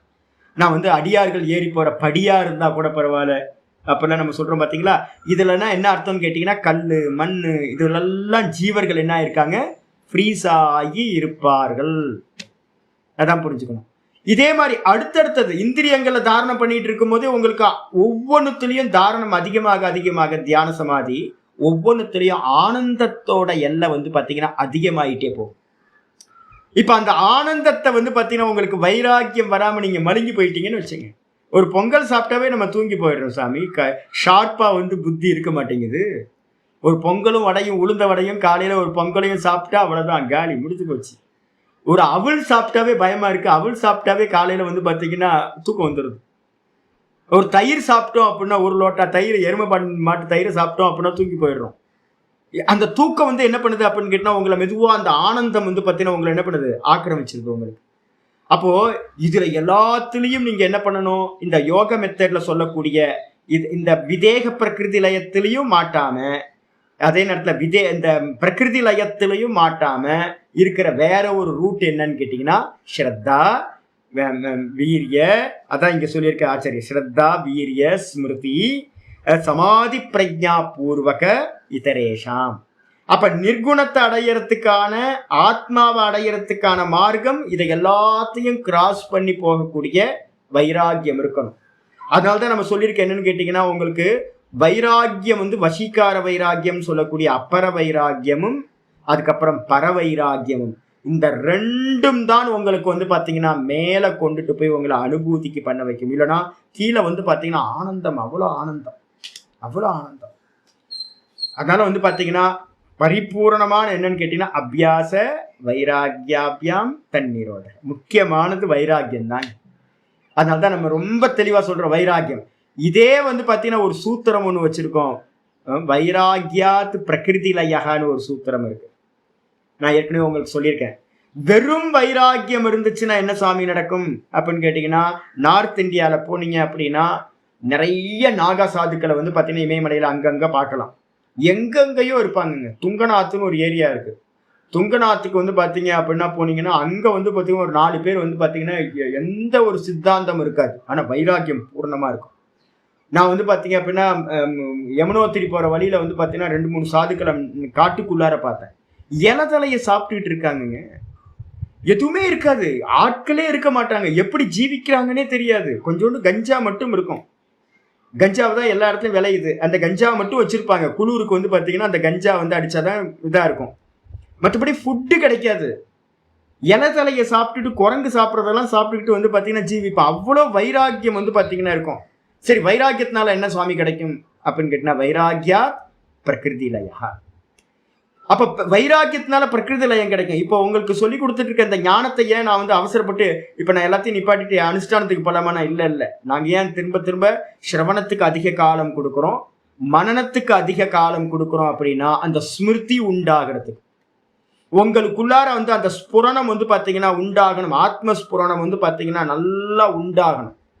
நான் வந்து பாத்தீங்கன்னா எந்த ஒரு சுகம் வரும்போதும் அந்த சுகம் என்னோடது இல்லை, இது என்னோடது இல்லை, இது வந்து பாத்தீங்கன்னா இந்த சுகம் இதெல்லாம் தியாகம் பண்ணணும்னு உங்களுக்கு வைராக்கியம். எந்த சுகம் வந்தாலும் அதை அவாய்ட் பண்றதுக்கான சாமர்த்தியம் இந்த சிரவண மனனத்தினால உண்டாகும். இது வந்து பாத்தீங்கன்னா வெறும் வைராக்கியம் இருக்கிறவங்கள்ட்ட இருக்காது. நான் பார்த்திருக்கேன், நிறைய இடத்துல பார்த்திருக்கேன். நல்ல நல்ல சாதுக்கள்லாம் இருப்பாங்க, வைராக்கிகளா இருப்பாங்க. ஆனா வந்து பாத்தீங்கன்னா ஞானம் இருக்காது. இந்த ஞானம் தான் வந்து பாத்தீங்கன்னா ஸ்ரத்தா, அதை தான் சொல்றது ஸ்ரத்தா வீரிய. ஸ்ரத்தான்றது வந்து பாத்தீங்கன்னா சிரவணத்தெல்லாம் குறிச்சிடும் உங்களுக்கு. வீரியம், அதுக்கப்புறம் ஸ்மிருதி, பிரம்மச்சரியத்தினால உண்டாகிறது வீரியம். ஸ்மிருதின்றது வந்து பாத்தீங்கன்னா மனனத்தை குறிக்கிறது. அதுக்கப்புறம் வந்து பாத்தீங்கன்னா பிரஜா, அது மூலமா உண்டாகக்கூடிய அனுபூதி வந்து பாத்தீங்கன்னா பிரஜா, அடுத்தடுத்த சமாதியில உண்டாகக்கூடிய அறிவு. இதுல எல்லாம் பொய்ன்னு கிராஸ் பண்ணி பரம்பிரசங்கியானத்திலையும் நீங்க வைராக்கியத்தை அடைஞ்சிங்கன்னா சொருப்பாங்க. அப்போ இந்த லாஸ்ட் இப்ப நிர்ணயம் பண்ணிக்கங்க என்னன்னு கேட்டீங்கன்னா, இந்த சம்பிரஜாத சமாதிக்கு சாதனமா இருக்கக்கூடிய தாரண தியான சமாதியும் கூட அசம்பிரஜாதம் சொல்லக்கூடிய நிர்பீஜ சமாதிக்கு பகிரங்கம் தான். அப்ப நிர்பீஜ சமாதிக்கு வந்து பாத்தீங்கன்னா ஒரே ஒரு சாதனம் எது அப்படின்னு கேட்டீங்கன்னா பரம்பிரசங்கியானத்தை உண்டாகக்கூடிய பரவைராக்கியம். இதைதான் வந்து பாத்தீங்கன்னா மந்திரங்கள், வேத மந்திரங்கள் சொல்லுது என்னன்னு கேட்டீங்கன்னா தியாகேனைக்கே அமிர்தத்துவமான சொல். ஒரே ஒரு இது எங்கேயாவது பிடிச்சிட்டீங்க அவ்வளவுதான், விதேகம் கைவல்யம் இல்லைன்னா பிரகிருதி லயம், இந்த ரெண்டுத்துல மாட்டிப்பீங்க. இதுல எல்லாத்துலயும் தியாகம் தியாகம் தியாகம் தியாகம் தியாகம் போயிடும். தியாகாத்தி சாந்தி அனந்தரம் 12 ஒரு ஸ்லோகம் எப்பவுமே ஞாபகம் வச்சுக்கணும். பகவத்கீதையில முக்கியமான ஸ்லோகங்கள்ல வந்து அனுஷ்டானம் பண்றவங்களுக்கு வந்து பாத்தீங்கன்னா 12 ஒரு ஸ்லோகம் இருக்கு. 12 சொல்லும் போது சொல்லுது என்னன்னு கேட்டீங்கன்னா ஸ்ரேயோகி ஞானம் அபியாசார். நிறைய பேர் வந்து பாத்தீங்கன்னா அபியாசம் பண்ணிட்டு இருக்காங்க. நிறைய பேர் வந்து பாத்தீங்கன்னா இந்தியா ஃபுல்லா அபியாசம் நடந்துட்டு இருக்கு. திருவண்ணாமலைக்கு வந்தீங்க அப்படின்னா அபியாசம் நிறைய பேர் வந்து பாத்தீங்கன்னா பண்ணிட்டு இருக்காங்க. ஆனா வந்து பாத்தீங்கன்னா அதை காட்டிலும் உயர்ந்தது எது அப்படின்னு கேட்டீங்கன்னா இப்போ உட்கார்ந்து நம்ம சிரவணம் பண்றீங்க பாத்தீங்களா, இது வந்து பாத்தீங்கன்னா சிரவணம் இல்லாம ஒரு அபியாசத்தை பண்றதை காட்டிலும் சிரவணம் வந்து பாத்தீங்கன்னா உயர்ந்தது. ஏன் அப்படின்னா உங்களுக்கு இதுதான் வந்து பாத்தீங்கன்னா ஒரு நிறைய லைட்டை கொடுக்கும். உங்க அஜ்ஞானம் எல்லாம் தப்பான அபிப்பிராயங்கள் எல்லாம் நீங்கும். நான் காலையில அந்த ஒரு பொண்ணு வந்து பாத்தீங்கன்னா யூடியூப்ல பேசும்போதே நான் பார்த்தேன். பேசும்போதே நல்ல இனிமையா பேசுது, ரொம்ப ப்ரெசன்டேஷன் அருமை. ஆனா வந்து பாத்தீங்கன்னா கேட்கும் போதே எனக்கு தெரிஞ்சு போச்சு அதுக்கு வந்து பாத்தீங்கன்னா யார்கிட்ட இருந்தும் ஒழுங்கா பாடம் படிக்கல, சும்மா புக்கை படிச்சு வந்து பாத்தீங்கன்னா அது பண்ணிக்கிட்டு இருக்கு அப்படின்னு. அப்போ வந்து பாத்தீங்கன்னா அந்த சிரவண ஞானம் இருந்துச்சு அப்படின்னா கிளாரிட்டி. இப்ப நான் உங்களுக்கு அதனால தான் டீட்டெயில் எடுத்துக்கிட்டு இருக்கேன். இதுல நமக்கு நல்ல தெளிவு வரணும். இப்ப நான் பேசிக்கிட்டு இருக்க இப்போ இந்த ஒரு 5-6 நாள் கிளாஸ்ல இருக்கிறது எல்லாமே சாதுக்கள் மத்தியில இருக்கக்கூடிய நிறைய தப்பான கல்பித்தங்கள் இருக்கு. அனுஷ்டானம் பண்றவங்கள்ட்ட அங்கங்க போய் மாட்டிப்பாங்க. அதனாலதான் நான் இவ்வளவு முக்கியத்துவம் கொடுத்துட்டு இருக்கேன் உங்களுக்கு. அப்போ ஞானம் வந்து பாத்தீங்கன்னா சிரவணம் பண்றது அபியாசத்தை காட்டிலும் உயர்ந்தது. ஸ்ரேயோகி ஞானம் அபியாசாத். வெறும் அபியாசத்தை காட்டிலும் ஞானம், குருநாதர் மூலமா கேட்கிற ஞானம் உயர்ந்தது. சரி, ஞானாத்து தியானம் விசிஷ்யதே. ஒருத்தர் ஞானத்தை பேசிட்டு நிறைய பேர் என்ன பண்ணிட்டு இருக்காங்கன்னா அப்படியே பேசிக்கிட்டே ஜீவனத்தை ஓட்டிடுறாங்க. சிரவண ஞானம் 10மா சுவாமி அப்படின்னா சிரவண ஞானம் 10வது சுவாமி. சிரவண ஞானத்தை காட்டிலும் வந்து பாத்தீங்கன்னா அதுக்கு அடுத்தது மனனத்தையும் பண்ணணும். மனனத்துக்கு பிறகு எங்க போகணும்? நிதித்தியாசனம்ன்ற ஆத்ம தியானத்துக்கு போகணும். ஞானத்தை காட்டிலும் தியானம் விசிஷ்யதே. வெறும் சப்த ஞானத்தை காட்டிலும் ஆத்ம தியானம் மிகவும் உயர்ந்தது. சரி, தியானம் பண்ணும்போது என்ன சாமி வரும்? இப்ப விபூதி பாதத்துல தான் சொல்ல போறோம். பாகவதத்துல வந்து பாத்தீங்கன்னா கிளியரா வந்து பாத்தீங்கன்னா 15வது ஏகாதச ஸ்கந்தம் 15வது அத்தியாயத்துல சொல்லுது. விபூதி இந்த சித்திகளை பத்திலாம் பேசுது. நீங்க எந்த ஒரு பகவானோட மூர்த்தங்கள்ல கூட நீங்க தாரண தியானம் ஏதாவது அபியாசங்கள் பண்ணினீங்கன்னா, தியானமோ ஏதோ ஒண்ணு, அது சம்பிரஜாத சமாதியா இருக்கட்டும், எல்லாத்திலையும் சித்திகள் சம்பவிக்கும். சித்திகள்ல பெரிய சித்தி என்ன சுவாமி? நான் தூங்கி போறது. அதான் வந்து பாத்தீங்கன்னா அங்கங்க போய் இதாயிருது. ஏன்னா பெரிய சித்தி 10 மன்வந்தரம், 100 மன்வந்தரம், 1000 மன்வந்தரம் ஆனந்தமா தூங்கி போயிடுவீங்க நீங்க. எவ்வளவு பெரிய ஆனந்தம், பெரிய ஆனந்தம். அப்ப இந்த சித்திகள் எல்லாத்துலயும் வந்து பாத்தீங்கன்னா வைராக்கியத்தை அடையிறதுக்கு பாத்தீங்களா, அதுதான் உங்களுக்கு வந்து மோட்சத்தை கொடுக்கும். அதனால ஆச்சாரியார் வந்து கிருஷ்ண பரமாத்மா சொல்றாரு, தியானாத்து கர்ம பல தியாகா. தியானத்தை காட்டிலும் ஆத்ம தியானத்தை காட்டிலும் எது சுவாமி உயர்ந்தது அப்படின்னு கேட்டீங்கன்னா, ஆத்ம தியானத்தை காட்டிலும் நீங்க தியானம் பண்ணதுல இருந்து ஒரு பலன் உண்டாகும்ல. எப்பவுமே தியானம் பண்ணினீங்கன்னா ஒரு பலன் உண்டாகும். அந்த பலனை வந்து பாத்தீங்கன்னா நீங்க வந்து பாத்தீங்கன்னா தியாகம் பண்ணினீங்கன்னா, அந்த தியாகம் பண்றதுக்கு என்ன பேர் சுவாமி அப்படின்னா அதுக்கு பேர் தான் வைராக்கியம் அப்படின்னு பேர். தியாகத்துக்கு பேர் தான் வைராக்கியம். அப்ப அந்த வைராக்கியம் வந்து உங்களுக்கு சின்ன சின்ன சாதனையில இருந்தே வரணும். அதுக்காக நான் இப்போ உங்களுக்கு சொல்லிட்டே இருக்கிறது, கர்மப்பட தியாகம் பண்ணுங்க, கர்மப்பட தியாகம் பண்ணுங்கன்னு. இந்த வசந்தி அம்மா வந்து பாத்தீங்கன்னா ஒரு கோதானம் ஒன்று பண்ணாங்க. இன்னைக்கு கோ பூஜையெல்லாம் நடந்து போச்சு. நான் அந்த அம்மாவுக்கு வந்து பார்த்தீங்கன்னா பொதுவாக என்ன பண்ணுவாங்க தெரியுங்களா உங்களுக்கு? ரிச்சுவல் பண்ணி என்ன பண்ணுவாங்க, அது வந்து கோதானம் பண்ணுறேன், இவர் பேரில் பண்ணுறேன், இவங்க சௌக்கியமாக இருக்கட்டும். நீ வசந்தி அம்மாவோட ஹஸ்பண்ட் வந்து பார்த்தீங்கன்னா போன வருஷம் காலமாயிட்டாங்க. அப்போ அவங்களுக்கு வந்து பார்த்தீங்கன்னா இந்த கோதானம் வந்து பார்த்தீங்கன்னா நம்ம சொல்லியிருக்கோம்ல, மேலே போகும்போது வந்து பார்த்தீங்கன்னா கோதானம் பண்ணவங்களுக்கு ரொம்ப அனுகூலமாக இருக்கும் அப்படின்லாம் சொல்லியிருக்கேன். இப்போ நான் வந்து காலையில் யோசித்தேன், அந்த அம்மாவுக்கு வந்து பார்த்தீங்கன்னா ஒரு சங்கல்பம் பண்ணி ஒரு எதையாவது பண்ணி விட்டுறலாமா அப்படின்னு. நான் வந்து அவங்கள்ட்ட சொல்லவே இல்லை. அம்மா கோதானம் பண்ணீங்க அவ்வளோதான், விட்டுருங்க, அவ்வளோதான். எந்த சங்கல்பமும் பண்ணாதீங்க.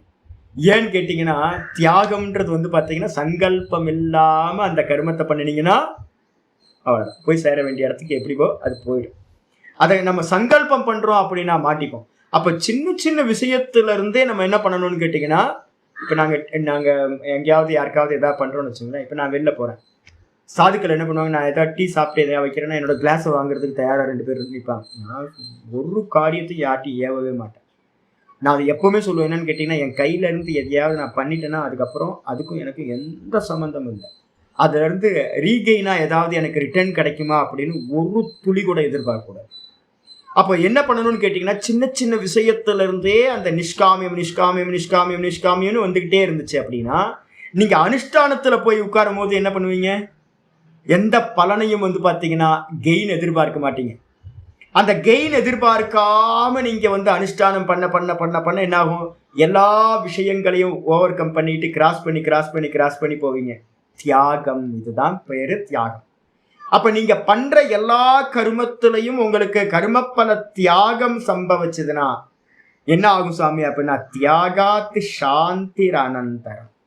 தியாகத்துக்கு பிறகுதான் வந்து பார்த்தீங்க அப்படின்னா பரம சாந்தியானது, மோட்சமானது, சொரூப அனுபூதியானது கிடைக்கின்றது.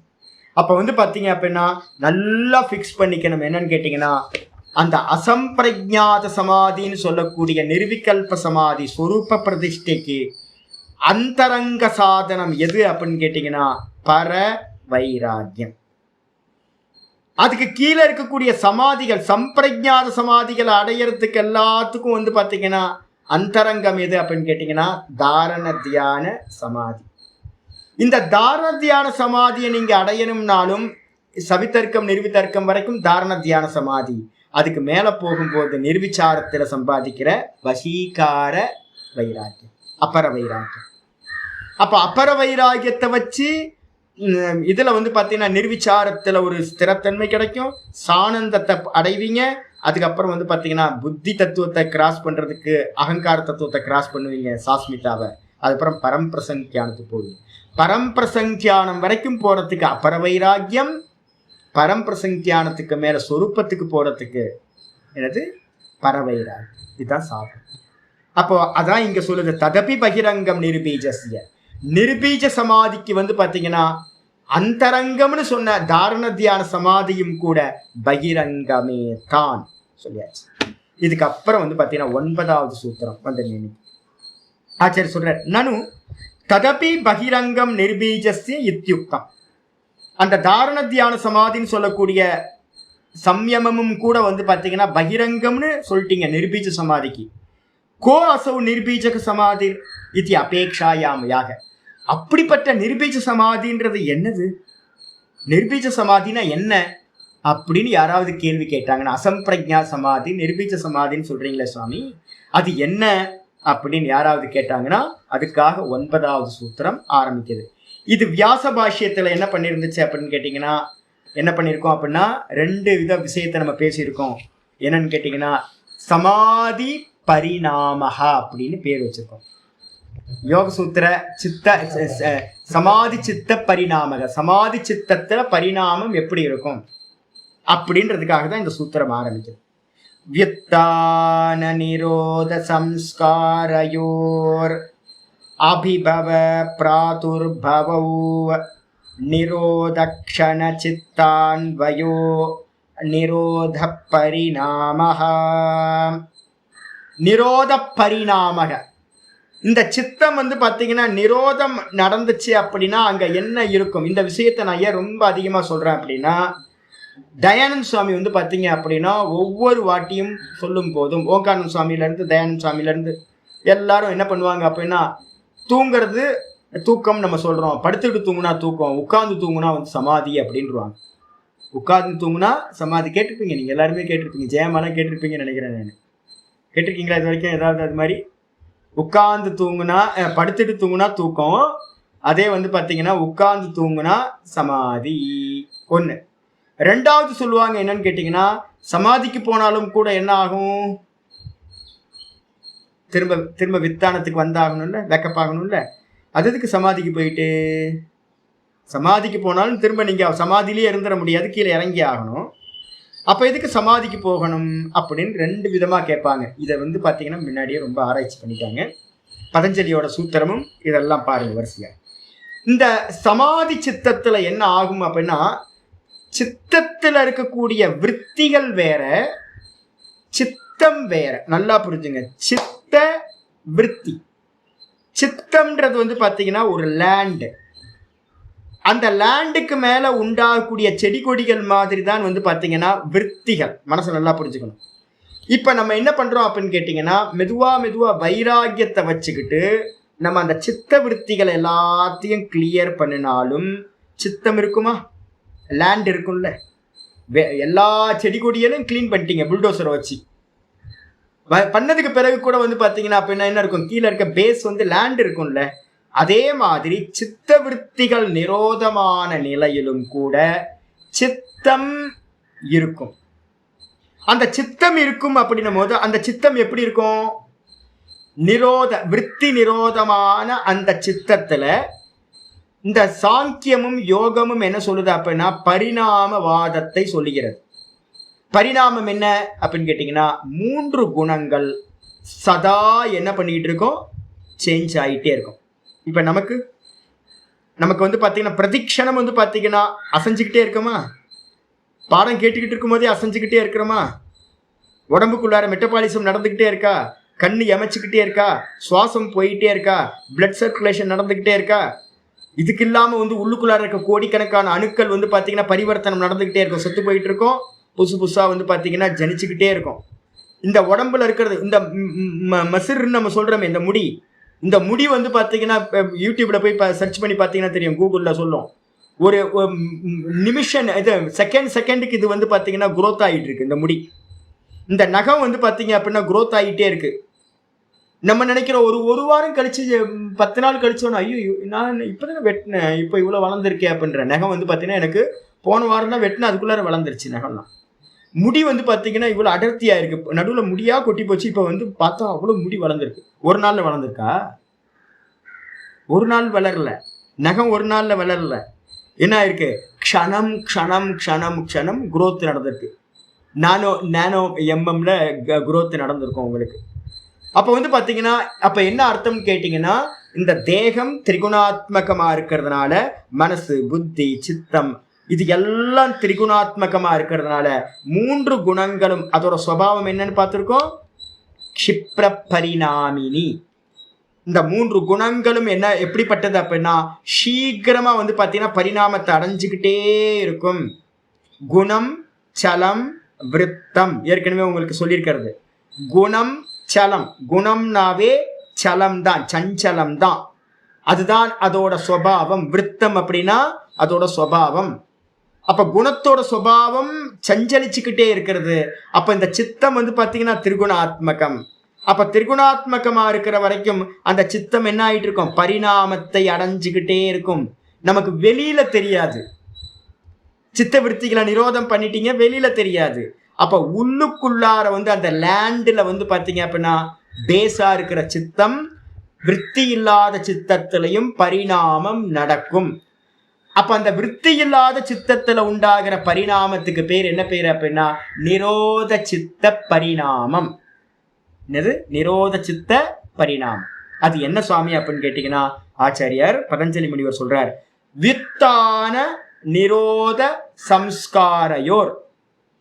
என்ன ஆகும் அப்படின்னா, மேல இருக்கிறத நீங்க புல்டோசர் வச்சு மரம் செடி கொடியெல்லாம் எடுத்ததுக்கு பிறகும் நீங்க என்னைக்காவது வந்தீங்க அப்படின்னா யோகி ஆசிரமத்துக்கு பக்கத்து லேண்டு எனக்கு பின்பக்கமே இருக்கு. ஒரு பெரிய லேண்டு வந்து பார்த்தீங்கன்னா ஒரு 4 ஏக்கர் 5 ஏக்கர் லேண்ட் இருக்கு, காலியா இருக்கு. இவங்க என்ன பண்ணுவாங்க அப்படின்னு கேட்டிங்கன்னா ஒரே முள்ளு மரங்க. இப்போதான் வந்து பார்த்தீங்க அப்படின்னா ஒரு நல்லா என்ன பண்ணாங்க அப்படின்னா ஒரு குறைஞ்சபட்சம் நல்ல ஒரு 10 லட்சமாக செலவு பண்ணிப்பாங்க. என்ன பண்ணாங்கன்னு கேட்டிங்கன்னா எல்லாத்தையும் புல்டோசர் வச்சு க்ளீன் பண்ணி நல்லா வெட்ட வெளியே ஆக்கிட்டாங்க. பார்க்கறதுக்கே அற்புதமா இருந்துச்சு. ராத்திரி எல்லாம் போகும்போது ஜேன்னு இருந்துச்சு. எந்த ஒரு இதுவும் இல்லாம, பயம் இல்லாம போலாம் வரலாம் அப்படின்னு. ஒரு 6 மாசம் 6 மாசத்துக்குள்ளார அவங்க செலவு பண்ணது எல்லாம் பாழா போச்சு. என்னன்னு கேட்டீங்கன்னா, அதை காட்டிலும் அதிகமா பெரிய பெரிய முள்ளு மரமா வந்து போச்சு. அப்ப அவங்க புல்டோசர் வச்சு எல்லாம் எடுத்துட்டாங்களே சுவாமி. அப்படின்னா புல்டோசர் வச்சு எல்லாத்தையும் எடுத்ததுக்கு பிறகு அந்த லேண்ட்ல கீழே அந்த அடிமரம்னு சொல்லக்கூடிய பீஜம் வேர் இருக்குல்ல, அந்த வேர் வந்து பாத்தீங்கன்னா அப்படியே இருந்துச்சு. நான் சொன்ன ஒவ்வொருத்தட்டையும் இவங்க தப்பு பண்றாங்க, மேல இருக்கிறத மட்டும்லாம் எடுக்க மாட்டாங்க, இவங்களுக்கு யாரோ தப்பா கைட் பண்றாங்க. என்ன பண்ணுவாங்கன்னு கேட்டீங்கன்னா, ஆழமா ஜேசிபியை வச்சு என்ன பண்ணுவாங்கன்னா, அள்ளி அதை ஒவ்வொரு வேரையும் என்ன பண்ணுவாங்கன்னா தோண்டி தோண்டி தோண்டி தோண்டி எடுத்துருவாங்க. அப்படி தோண்டி தோண்டி ஒவ்வொரு வேரையும் எடுத்தா மட்டும்தான் என்ன ஆகாது அப்படின்னா திரும்ப வராது. அப்ப வெளியில வந்து பாத்தீங்கன்னா விருத்தி நிரோதம் சம்பவிச்சிருக்கும். ஆனா அந்த சித்தத்துல வந்து பாத்தீங்கன்னா சித்த தர்மம் என்ன அப்படின்னா அந்த பீஜத்தோட இருக்கிறது தான் சித்த தர்மம். அந்த பீஜம் வந்து பாத்தீங்கன்னா 2 விதமான பீஜம். ஒண்ணு வந்து பாத்தீங்கன்னா வித்தான சம்ஸ்காரம் அப்படின்னு பேர். வாசனை, வித்தான வாசனை. எதையெல்லாம் நம்ம வந்து பாத்தீங்கன்னா ஜாகிரதத்துல வந்து பாத்தீங்கன்னா பண்ணி வச்சிருக்கோமோ, இப்ப நான் விருத்தி நிரோதம் பண்றேன், எனக்கு மனசு ரொம்ப பிரசன்னமா இருக்குச்சு, நான் இப்ப யார்ட்டையும் சொல்லுவேன், என் மனசுல எனக்கு எந்த ப்ராப்ளமும் இல்லை, என்னோட விருத்திகளோட எந்த ப்ராப்ளமும் இல்லை. அப்ப முக்தனா சுவாமி நிறைய பேர் அப்படி நினைச்சுக்கிறாங்க. நிறைய பேர் வந்து யோக சாஸ்திரம் ஒழுங்கா படிக்கல அப்படின்னா என்ன பண்ணுவாங்கன்னா, நான் ஆனந்தமா இருக்கேன்னு நினைச்சு அவ்வளவுதான். வேதாந்தம் கொஞ்சம் படிச்சு கொஞ்சம் புண்ணியங்கள்லாம் வேலை செய்யும் போது என்ன தெரியும் அப்படின்னா சித்தம் வந்து அடங்கின மாதிரியே தெரியும். இவங்க நினைச்சுப்பாங்க என்னன்னு கேட்டீங்கன்னா, ஆனந்தமா இருக்கமே அவ்வளவுதான் போல இருக்கு, முக்தி போல இருக்கு அப்படின்னு நினைச்சுப்பாங்க. நல்லா சாஸ்திரம் படிச்சவங்க தான் சொல்லுவாங்க. என்னன்னு கேட்டீங்கன்னா, ஆச்சாரியார் முக்திகோபனிஷத்துல சொல்றார். முக்திகோபனிஷத்துல ராமர் அனுமனுக்கு சொல்லும் போது சொல்றார், சர்வ வாசனாக்ஷயா தல்லாபா. ஒரு வார்த்தை வச்சுங்க, சர்வ வாசனைகளும் க்ஷயமாகும் போதுதான் அந்த நிர்விகல்ப சமாதியானது சம்பவிக்கிறது. நிர்விகல்ப சமாதினா ஜீவன் முக்தி. நிர்விகல்ப சமாதியினால ஜீவன் முக்தி சம்பவிக்குது. அந்த நிர்விகல்ப சமாதி சர்வ வாசனைகளும் நாசமான நிலையில தான் சம்பவிக்கும். அப்ப வந்து பாத்தீங்கன்னா விருத்தி நிரோதம் முடிவானது இல்லை. விருத்தி நிரோதம்ன்றதுக்கு பேர் என்ன பேரு அப்படின்னா மனோநாசம்னு பேர். விருத்தி நிரோதத்துக்கு இன்னொரு பேர் என்னது? மனோநாசம் அப்படின்னு பேர். ஆனா மனோநாசம் நடந்தாலும் என்ன ஆயிடும், கொஞ்ச நாள் கழிச்சு மழை பெஞ்சா திரும்ப அந்த பேர்ல இருந்து இது வர மாதிரி வாசனைகள் உள்ள இருக்கும்ல, அப்ப அந்த வாசனைகளை வந்து நிர்மூலம் பண்றதுக்கு பேர் தான் வாசனாக்ஷயம். தாட்டெல்லாம் நீக்குனீங்கன்னா அதுக்கு பேரு மனோநாசம். வாசனைகளை நீக்குனீங்கன்னா தான் அதுக்கு பேரு வாசனாட்சயம். இதை வந்து வேதாந்த கிரந்தங்கள்ல பழைய கிரந்தங்கள்ல எல்லாம் சொல்லுவாங்க. எப்படி நிருத்தியாசனத்தை பத்தி பேசுற கிரந்தங்கள் நிறைய இருக்கு, இப்ப எல்லாம் யாரும் படிக்கிறதே இல்லை. அதுல சொல்லும் போது என்ன சொல்லுவோம் அப்படின்னா, மனசுக்கு வந்து பாத்தீங்கன்னா 2 ரூபம் சொல்லுவோம். மனசுக்கு வந்து பாத்தீங்கன்னா ஒண்ணு காரிய ரூபம், ஒண்ணு காரண ரூபம். மனசோட காரியம் எது அப்படின்னா தாட் ப்ராசஸ் தான் மனசோட காரியம். இப்ப நீங்க பிராணாயாமம் பண்ணிட்டீங்க அப்படின்னா என்ன ஆகும் கேட்டீங்கன்னா, நல்ல கும்பக பிராணாயாமம் பண்ணீங்கன்னா தாட் ரொம்ப கம்மியாயிடும். மனசு வந்து பாத்தீங்கன்னா பிரசன்னமா இருக்கும். காயத்ரியே ஒரு 500-1000 காயத்ரி எல்லாம் பண்றாங்கன்னு வச்சுங்க. 1000 காயத்ரி காலையில எந்திரிச்சோன்னு ஒரு 3 மணி நேரம் உட்காந்து ஒரு 1000 காயத்ரி பண்ணிடுறாங்கன்னு வச்சுங்க. நாங்களாம் பண்ணுவோம். முன்னாடி ஒரு 5 மணிக்கு உட்காந்துன்னா 8 மணி வரைக்கும் காயத்ரியை பண்ணி விட்டுறது. அதுக்கப்புறம் நாள் ஃபுல்லா எப்படி தெரியுங்களா இருக்கும், விருத்திகளே இருக்காது. முக்தியா சாமி அப்படின்னா இல்ல, காரிய நாசம் நடந்திருக்கு. எப்படி செடிகள் எல்லாத்தையும் மரங்கள் எல்லாத்தையும் கீழே இருக்கிற முள்ளு மரங்கள் எல்லாத்தையும் எடுத்துட்டீங்கன்னா எப்படியோ அது மாதிரி. ஆனா காரணம் பீஜம் இருக்கு. அப்ப பீஜத்தை வந்து பாத்தீங்கன்னா எடுத்தீங்கன்னா பீஜம் இது வாசனா. அந்த வாசனைகளை எடுத்தா மட்டும்தான் மனசினுடைய காரண நாசம் நடக்கும். ஆயிடுச்சா? அப்ப அந்த வாசனைகள் வந்து பாத்தீங்கன்னா வித்தான சம்ஸ்காரம், நிரோத சம்ஸ்காரம்னு 2 இருக்கு. நம்ம வந்து பாத்தீங்கன்னா நிரோதம் அடையும் போது, சித்த விருத்தி எல்லாம் நிரோதம் அடையும் போது, ஆஹா சித்தத்துல விருத்தியே இல்லையே. இப்ப நான் சொல்றேன்ல உங்கள்கிட்ட, மனசு இப்படி தொடச்ச மாதிரி இருக்கும், அது ஒரு சம்ஸ்காரம் தானே. இந்த வார்த்தையை நீங்கள் இப்போ தானே பாடம் கேட்க ஆரம்பிக்கும் போது தானே கேட்குறீங்க. நான் அடிக்கடி உங்கள்கிட்ட சொல்லலை, நல்லா தொடச்சி வச்ச மாதிரி சாணம் போட்டு மொழுகின மாதிரி மனசு இருக்கும். 1000 காயத்ரி பண்ணினீங்க அப்படின்னா 1 மணி நேரம் 2 மணி நேரம் பிராணாயாமத்தை மட்டும் பண்ணிட்டு ஒரு 30-40 ரவுண்ட்ஸ் பிராணாயாமத்தை பண்ணினீங்க அப்படின்னா, இல்லை காயத்ரி ஒரு 1000 பண்ணினீங்கன்னா சித்தத்தோட விருத்தி எப்படி இருக்கும்னா சித்தம் தொடச்சி வச்ச மாதிரி இருக்கும். நான் சொல்லுவேன் அடிக்கடி, தொடச்சி வச்ச மாதிரி இருக்கும்னா எனக்கு அது சம்ஸ்காரமாக இருக்கிறதுனால தான் உங்கள்கிட்ட சொல்கிறேன். எனக்கு நான் பலமுறை பண்ணி அனுபவம் பண்ணதுனால தான் நான் பார்த்தீங்கன்னா உங்கள்கிட்ட சொல்கிறேன். காயத்ரி உபாசனம்னு ஒன்று இருக்குது, பிராண உபாசனம். அந்த காயத்ரி உபாசனை பண்ணினீங்கன்னா தேவத்தை மாதிரி ஆயிடுவீங்க. உங்களுக்கு தேகமே இருக்காது, ஃபீலே ஆகாது. ஏதோ பஞ்சு பார்த்தீங்கன்னா பஞ்சு காற்றுல பறக்கிற மாதிரியே நீங்கள் உங்களுக்கு ஃபீல் ஆகும். நம்ம தேவதைகள்லாம் ரெக்கை பட்டி பறக்கும் பார்த்தீங்களா, இது மாதிரி. சரி, இப்போ இது மாதிரி நான் ஒன்று சொல்கிறேன். இப்போ உங்களுக்கு அனுபவத்தில் இருக்காது, இப்போ எனக்கு அனுபவத்தில் இருக்கிறதுனால தான் சொல்கிறேன். அப்போ எனக்குள்ளார அது நான் பண்ணது எனக்குள்ளார வாசனையாக ஆயிருக்கு. சித்தவிருத்தி இருக்காது, அந்த இடத்துல சித்தமே இருக்காது, அப்படியே பிரசன்னமாக இருக்கும், பார்க்குறவன் மட்டும் இருப்பான் அப்படின்னு நான் சொல்கிறேன். அப்படின்னா அது எனக்கு உள்ளார ஒரு சம்ஸ்காரமாக இருக்குல்ல, ஒரு வாசனையாக பதிவாக இருக்குல்ல. அப்போ இதுக்கு என்ன பேர் அப்படின்னா நிரோத சம்ஸ்காரம். ஐயோ, நீங்கள் பார்த்தீங்கன்னா துங்கநாத்துக்கு போனீங்க அப்படின்னா எப்படி இருக்கும் தெரியுங்களா? துங்கநாத்தில் பார்த்தீங்க அப்படின்னா ஃபுல் ஐஸ் பீக் நீங்கள் வேற எங்கேயும் பார்க்க முடியாது. ஒரு ரவுண்டாக நீங்கள் என்ன பண்ணலான்னு கேட்டிங்கன்னா, அக்டோபர் நவம்பரில் போனீங்கன்னா, இல்லை அப்படின்னா மார்ச் மாதம் போனீங்க அப்படின்னா துங்கநாத்துக்கு ஃபுல் சர்க்கிள் பார்த்தீங்கன்னா தேவலோகம் மாதிரி ஃபுல்லாக ஐஸ் பீக்கு நடுவில் இந்த துங்கநாத்து இருக்கிறதுல ரொம்ப ஹைட்டுச்சு அப்படின்னு. இதுக்கு என்ன பேர்? இதுக்கு என்ன சம்ஸ்காரம்? வித்தான சம்ஸ்காரம். அப்போ என்னிடத்துல நான் துங்கநாத்து போனது, நர்மதா போனது, இமயமலையில் சுற்றுனது, இதெல்லாம் சம்ஸ்காரமாக இருக்கா? இதெல்லாம் இப்போ என்னவா இருக்கு? சித்தத்தில் பீஜமாக வாசனையாக இருக்குது. அதே மாதிரி பல முறைகள் நான் பார்த்தீங்கன்னா காயத்ரி பண்ணியும் பிராணாயாமம் பண்ணியும் சித்த விருத்திகள் இல்லாமல் பண்ணின சம்ஸ்காரம் நிரோத சம்ஸ்காரமும் என்னோட சித்தத்தில் இருக்கு. என்னோட சித்தத்தில் இந்த 2 சம்ஸ்காரங்களும் இருக்கு. இது என்ன பண்ணுது அப்படின்னு கேட்டீங்கன்னா அபிபவ பிராதுர்பவம். இது என்ன பண்ணும் அப்படின்னு கேட்டீங்கன்னா, ஒன்று மேலே வரும்போது ஒன்று கீழே போகும். இப்போ நான் பார்த்தீங்கன்னா என்னோட வித்தான சம்ஸ்காரத்திலேருந்து உங்களுக்கு நான் இப்போ பாடம் எடுத்துகிட்டு இருக்கிறது எந்த சம்ஸ்காரத்துலேருந்து எடுத்துகிட்டு இருக்கேன்? வித்தான சம்ஸ்காரம். என்னோட ஆச்சாரியர் சுவாமிகிட்டேருந்து நான் என்னெல்லாம் கேட்டனோ, அதே மாதிரி என்னோட சாதன அபியாசங்கள்லேருந்து நான் என்னெல்லாம் கேதர் பண்ணியிருக்கணும், மனனம் பண்ணியிருக்கணும், இது எல்லாம் வித்தான சம்ஸ்காரமாக என்கிட்ட இருக்குது. இப்போ நான் பார்த்தீங்கன்னா உங்கள்கிட்ட இருந்து நல்லா பேசிக்கிட்டே இருக்கிறேன். நான் இந்த சாஸ்திரத்தை பற்றி நல்லா இப்படி இருக்கும் அப்படி இருக்கும் நான் பேசிக்கிட்டே இருக்கேன். இப்போ நிரோத சம்ஸ்காரம் என்ன ஆயிடுச்சு என்கிட்ட? நிரோத சம்ஸ்காரம் என்ன ஆச்சு அப்படின்னா கீழே அபிபவமாயிருக்கு. இப்போ எது பிராதுர்பாவமாக இருக்குது அப்படின்னா மேல் நோங்கி வருது அப்படின்னா நான் படித்தது என்னுடைய அனுபவங்கள் எல்லாம் உங்கள்கிட்ட நான் ஷேர் பண்ணுறேன். இதெல்லாம் என்னுடைய வித்தான சம்ஸ்காரத்திலிருந்து வருது. அப்போ வித்தான சம்ஸ்காரம் இருக்கும்போது நிரோத சம்ஸ்காரம் என்னாச்சு? மூடி மறைக்கப்பட்டதாக இருக்கு. நிரோத சம்ஸ்காரம் காலையில் நான் பார்த்தீங்கன்னா இன்னைக்கு ஜபம் ரொம்ப அற்புதமாக போச்சு. என்ன ஹெல்ப்னு கேட்டிங்கன்னா பெனட்ரைல். பெனட்ரைல்னால என்னாச்சு அப்படின்னு கேட்டிங்கன்னா மனசு ரொம்ப காலையில் எந்திரிக்கும் போது எப்படி தெரியுங்களா இருக்கும்? கொஞ்சம் கூட சலனமே இருக்காது. தூங்கி எந்திரிக்கும் போது பெனட்ரைல் சாப்பிட்டா அப்படி இருக்கும். அப்படியே அந்த தூக்கத்துலேருந்து எந்திரிச்சு ஒரு ஸ்நானத்தை பண்ணிட்டு கண்ணை மூடி உட்கார்ந்தா அப்படியே குவைட்டாக இருக்கு. எந்த இதுவும் இல்லாமல் நான் பெருமனே மனசை பார்த்தீங்கன்னா இன்னைக்கு காலையில் ஜபம்லாம் பண்ணவே இல்லை. ஒரு 2-3 கொஞ்சோண்டு ஓங்காரம் கொஞ்சோண்டு பண்ண ஒரு 5-6 பண்ணியிருப்பேன். அநேகமாக ஒரு 7-8 பண்ணேன், அவ்வளோதான். அதுக்கப்புறம் பார்த்தீங்கன்னா வெறுமனே பார்த்துக்கிட்டே இருந்தேன்.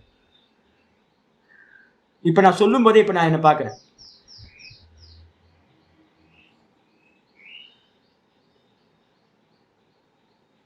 இப்போ எனக்கு பார்த்தீங்கன்னா ஸ்டாப் பண்ணுறேன். நான் என்னுடைய சித்தத்தை பார்த்தீங்கன்னா நான் காலையில் என்ன பண்ணணும் அதை இப்போ நான் உங்கள்கிட்ட 2-3 நிமிஷம் ஒரு 2 நிமிஷமாவது என்னால் இப்போ பார்த்தீங்கன்னா சித்தத்தை என்ன பண்ண முடியுது? விருத்தி இல்லாமல் பார்க்க முடியுது. விருத்தி இல்லாமல் பார்த்துக்கிட்டு இருக்க இந்த க்ஷணத்திலேயே அந்த சித்தத்தில் என்ன இருக்குன்னா இந்த கிளாஸோட வித்தான சம்ஸ்காரம் இருக்குல்ல, அதுதான் என்னை பார்த்தீங்கன்னா திரும்ப கலைய வச்சு என்ன பண்ணுது? திரும்ப உங்கள்கிட்ட பேச வச்சுது. திரும்ப அந்த வித்தான சம்ஸ்காரம் இப்போ பேசிக்கிட்டு இருக்கும் போதே எனக்கு உள்ளார ஒரு ஆனந்தம் புரிக்குது. சே, இதெல்லாம் என்ன பண்ணிக்கிட்டு இருக்கோம்? இதெல்லாம் என்ன பண்ணிட்டு இருக்கோம்? பேசாம சும்மா குவைட்டா இருப்போமா? எப்படியோ ஒதுங்கி அப்படியே கிளாஸை நிப்பாட்டிட்டு அப்படியே உட்கார்ந்துடலாமா? உள்ளுக்குள்ள ஒரு ஆனந்தம். அந்த நிரோத சம்ஸ்காரம் வந்து பார்த்தீங்கன்னா ஒரு பெரிய ஆனந்தம். என்ன பண்ணிட்டு இருக்கோம் இது மாதிரி அப்படின்னு ஒரு தாட் வந்து பார்த்தீங்கன்னா வெளில வரும். அப்போ இந்த 2 தாட்டும் வந்து பார்த்தீங்கன்னா என்ன ஆகும்னா, அந்த சித்தத்தில் இருக்கக்கூடிய 2 வாசனைகளும் என்ன பண்ணும்? வித்தான சம்ஸ்காரத்துல இருந்து வித்தானமான விற்த்திகள், லோக்க விற்த்திகள். அப்புறம் நிரோத சம்ஸ்காரத்துல இருந்து என்ன ஒரு தாட்டு வரும்னா, என்ன நிரோதம் பண்ணு, என்ன நிரோதம் பண்ணு, என்ன நிரோதம் பண்ணி சும்மா உட்காரு அப்படின்னு வந்து பார்த்தீங்கன்னா நிரோதம் பண்ண வைக்கக்கூடிய அந்த சம்ஸ்காரம். இந்த 2ம் வந்து பார்த்தீங்கன்னா அந்த சித்தத்துக்குள்ளார இருந்துகிட்டு ஒன்ன வித்தான சம்ஸ்காரத்துல இருந்து வித்தான விற்த்திகள் உண்டாகும், நிரோத சம்ஸ்காரத்துல இருந்து தன்னை நிரோதம் பண்றதுக்கானது உண்டாகும். இந்த 2ம் வந்து பார்த்தீங்கன்னா ஜிக்ஸாக்கா போயிட்டே இருக்கும். இதுதான் வந்து பார்த்தீங்கன்னா ஒரு சாதகனுக்குள்ளார நடக்கிற சமாதி அபியாசத்தில் நடக்கக்கூடிய பரிணாமம். இதுதான் இங்க சொல்லுது நிரோத க்ஷண சித்தான்வயோ. அப்ப யாராவது வந்து பாத்தீங்கன்னா எனக்கு சித்த விருத்திகளே இல்லை அப்படின்னு ஒருத்தன் சொல்றான் அப்படின்னா அவன் முழுமையானவன் இல்லை. ஏன் அப்படின்னு கேட்டீங்கன்னா, சித்த விருத்திகளை நிரோதம் பண்ணதுக்கு பிறகும் லேண்டில் இருக்கக்கூடிய முள்ளு மரத்தை வெட்டினதுக்கு பிறகும் காரியம் பூர்த்தி ஆகல. யாராவது பாக்குறாங்க, சூப்பர்ஜி நல்லா பண்ணிட்டாங்களே. நாங்க சிட்டி பான் ஆயிட்டு நான் என்ன பண்ணேன் அப்படின்னு கேட்டீங்கன்னா, திருச்சியில வந்து பாத்தீங்கன்னா ஒரு லேண்ட் வாங்கணும். அப்பா வந்து பாத்தீங்கன்னா வீடு கட்ட போறேன் அப்படின்னு லேண்டு வாங்கணும்னு வந்து பாத்தீங்கன்னா நாங்கள் லேண்டு வந்து வாங்கி ரொம்ப சந்தோஷம். நல்ல லேண்டு, அருமையான லேண்டு. பக்கத்தில் வந்து பார்த்தீங்கன்னா ஒரு வாய்க்கால் போவோம், ஒய்யபண்டான் வாய்க்கால்னு பேர். எப்பவுமே தண்ணி இருக்கும், நல்லா ஆற்றுல குளிக்கலாம், நல்லா துப்புக்கடின்னு உளுந்து குளிக்கலாம். சந்தோஷம் அவ்வளோ. ஏன்னா சிட்டிக்குள்ளார நம்ம வந்து அதெல்லாம் பார்த்ததே இல்லையே. வாங்கிட்டு வந்து பார்த்தீங்கன்னா பூஜையெல்லாம் போட்டுட்டு எல்லாம் பண்ணிட்டு போயிட்டோம். ஒரு 6 மாதம் கழித்து வந்து பார்த்தா செகண்ட் டைம் வரும், ஒரே முள்ளு மரம். எங்களுக்கு பார்த்தோன்னே மனசு ரொம்ப இதாகி போச்சு. சின்னடா இந்த முள்ளு காட்டையா நம்ம வாங்கியிருக்கோம் அப்படின்னு. அப்பா வந்து பார்த்தீங்கன்னா அனுபவம் உள்ளவர். அவர் என்ன பண்ணாரு, சரிப்பா இப்போ இதெல்லாம் வெட்டினா சரியாயிடும் அப்படின்ட்டு செலவு பண்ணிட்டு என்ன பண்ணோன்னு கேட்டிங்கன்னா, லேண்டெல்லாம் க்ளீன் பண்ணி, எங்கள் லேண்டை மட்டும் க்ளீன் பண்ணாமல் சுற்றி இருக்கிறதையும் கொஞ்சம் க்ளீன் பண்ணி, ஏன்னா பார்க்குறதுக்கு நல்லா இருக்கட்டும் அப்படின்னு க்ளீன் பண்ணிவிட்டு நாங்கள் போயிட்டோம். எங்கள் அப்பாவுக்கும் இந்த விஷயத்தில் அனுபவம் இல்லை. போயிட்டு இன்னும் ஒரு 6 மாதம் கழிச்சு வந்து பார்க்குறோம், திரும்ப அதே மாதிரி முள்ளு மரம்.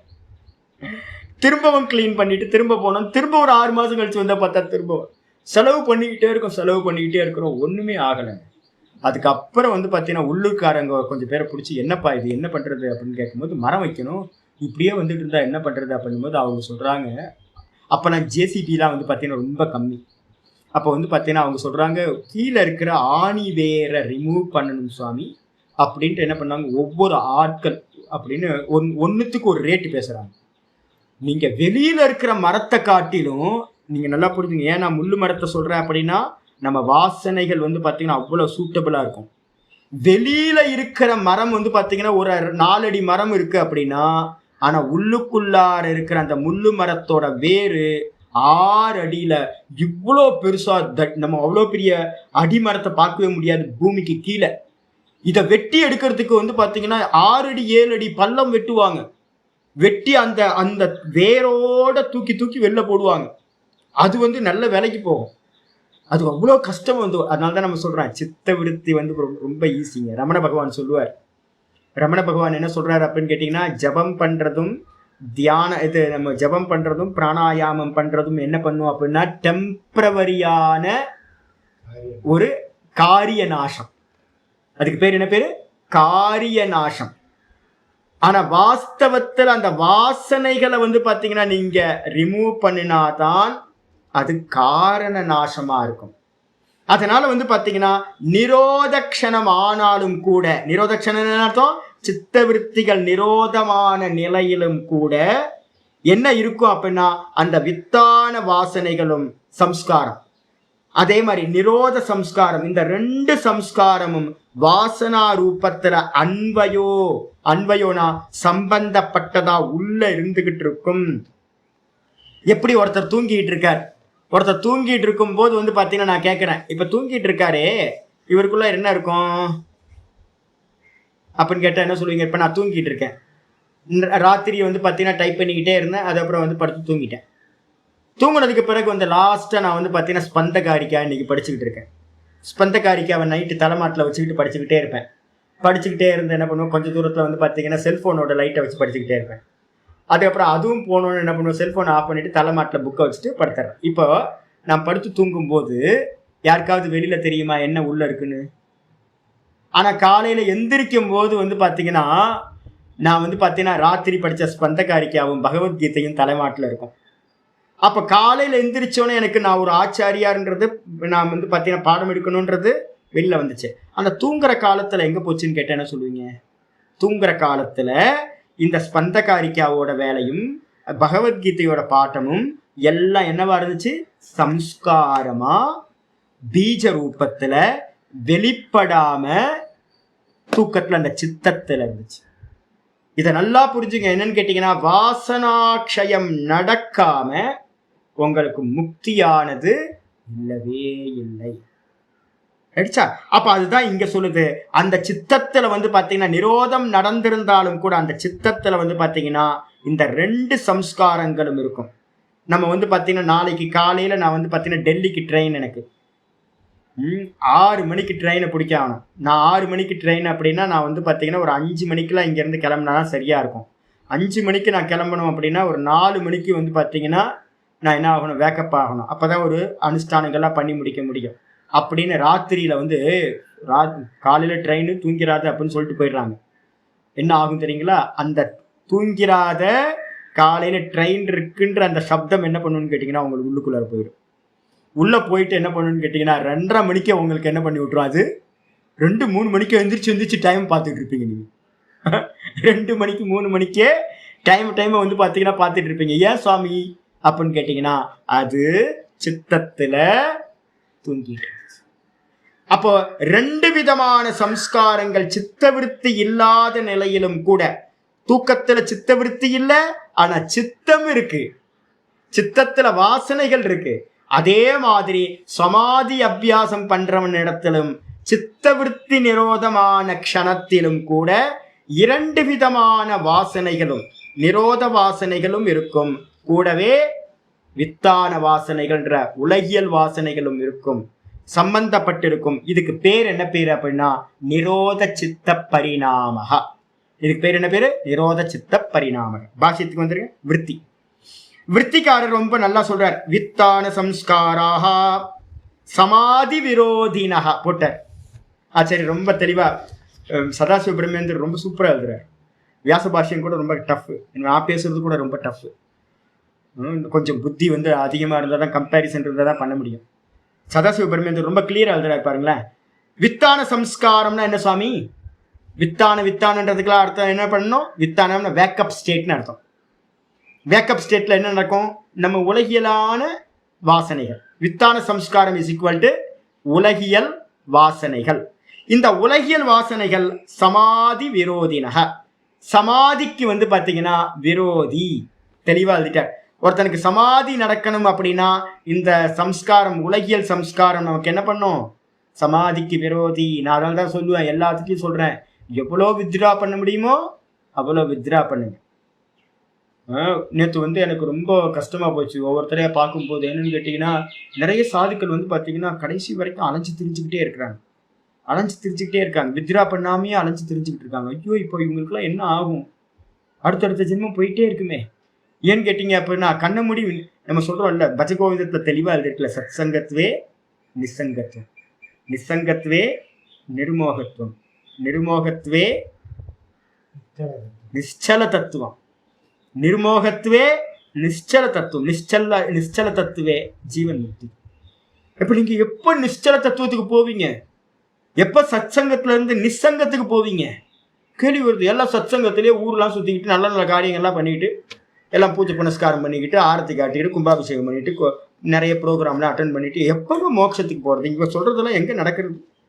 ஆச்சரியர் தெளிவா சொல்றாரு. என்னன்னு கேட்டீங்கன்னா, எந்த உலகியல் சம்ஸ்காரமா இருந்தாலும், அது தர்மம் அதர்மம் எதா இருந்தாலும், அது என்னதுன்னு கேட்டீங்கன்னா சமாதிக்கு விரோதிகள். அதுக்கப்புறம் தேச்ச நிரோத ஹேத்துனா யோக பிரயத்தனேன, யோகி பிரயத்தனேன இருக்கணும். அந்த பிரயத்து ஏன்னு ஒண்ணு இருக்கு, அதை ஏவ அடிச்சிருங்க. யோகி பிரயத்தனேன இருக்கணும். ஒரு யகாரம் எக்ஸ்ட்ரா இருக்கு.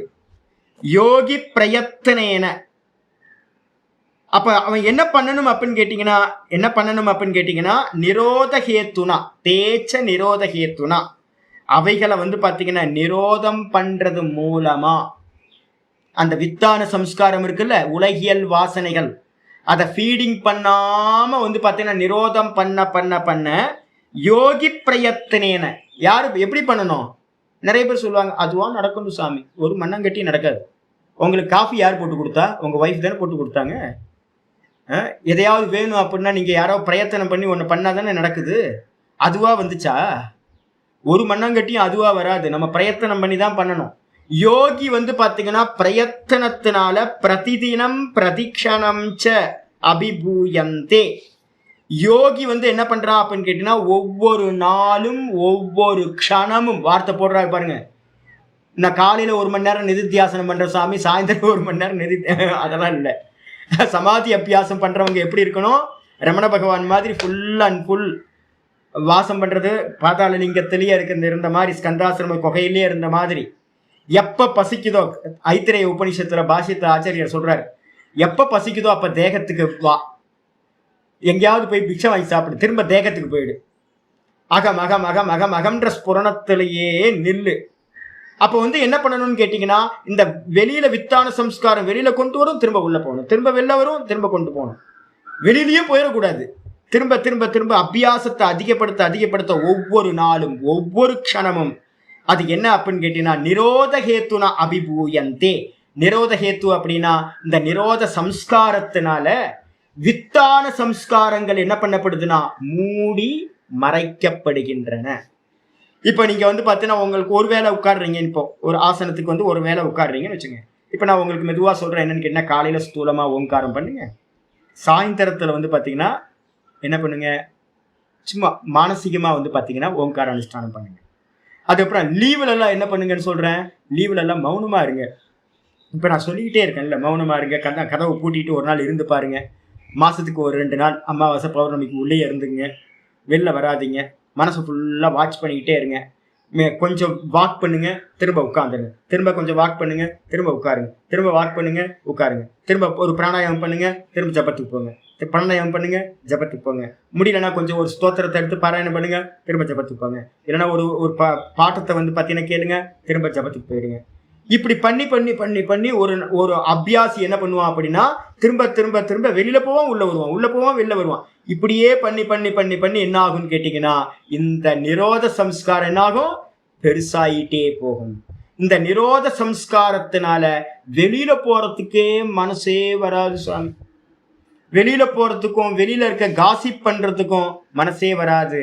அப்ப வித்தான சம்ஸ்காரங்கள் எல்லாம் இந்த நிரோத சம்ஸ்காரத்தினால என்ன பண்ணுது, மூடி மறைக்கப்படுகின்றன.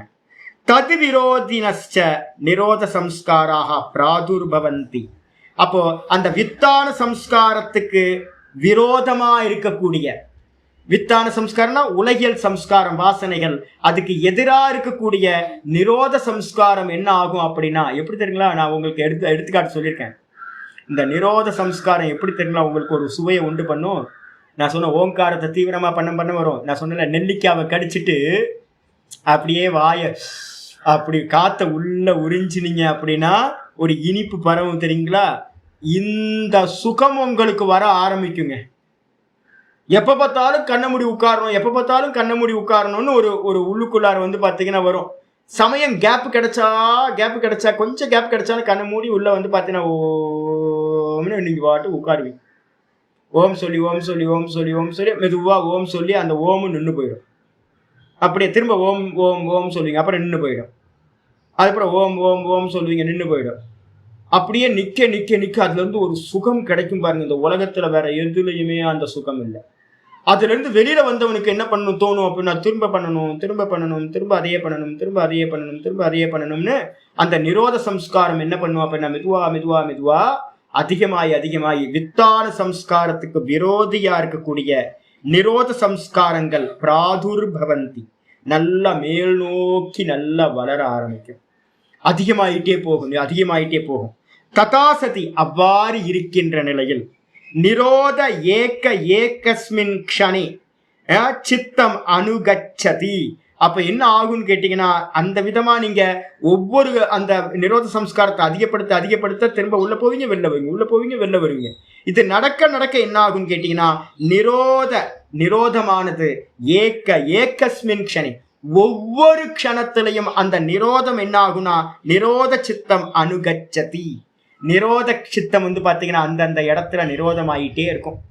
நான் இதெல்லாத்தையும் நீங்க என்ன பண்ண போறீங்க அப்படின்னா, உங்கள்ட்ட கொடுத்தாச்சு. ஓங்காரத்தை சொல்றதுக்கு நான் கொடுத்துட்டேன். நீங்க பாடம் முடிச்சதுக்கு அப்புறம் பாத்தீங்கன்னா இதே தான் பண்ணணும். இப்பயே பண்ணிக்கிட்டே வாங்க. எப்ப பாத்தீங்கன்னா எந்த ஒரு இது இல்லாம, இப்போ 3 நாள் லீவ்லாம் கிடைச்சது அப்படின்னா எனக்கு எந்த அப்டிகல்ஸும் இல்லை சாமி, வீட்டுல எல்லாம் பிரச்சனை இல்லை, நான் பாட்டுக்கு இருக்கேன் அப்படின்னா உட்காந்து பண்ணி பாருங்க. அப்படி பண்ணி பார்த்தீங்க அப்படின்னா ஒரு நாள் பண்ணீங்கன்னா மறுநாள்லயே உங்களுக்கு இந்த இப்ப நான் சொல்லிட்டு இருக்கிறது என்ன உண்டாகும் அப்படின்னு கேட்டா, அந்த நிரோத சித்தம் பாத்தீங்கன்னா உங்களுக்கு இப்பவே கிடைக்கும். உங்களுக்கு ஓங்காரத்தை ஒரு நாள் ஃபுல்லா ஓங்காரம் பண்ணீங்கன்னா 2வது நாள் பாத்தீங்கன்னா இதை உங்களுக்கு என்ன தோணுனா, எந்திரிச்சு போகாம உட்கார்ந்து அதை பண்ணணும்னு தோணும். அப்ப நிரோத சித்தமானது அந்த இடத்துல கச்சதி உண்டாகிறது.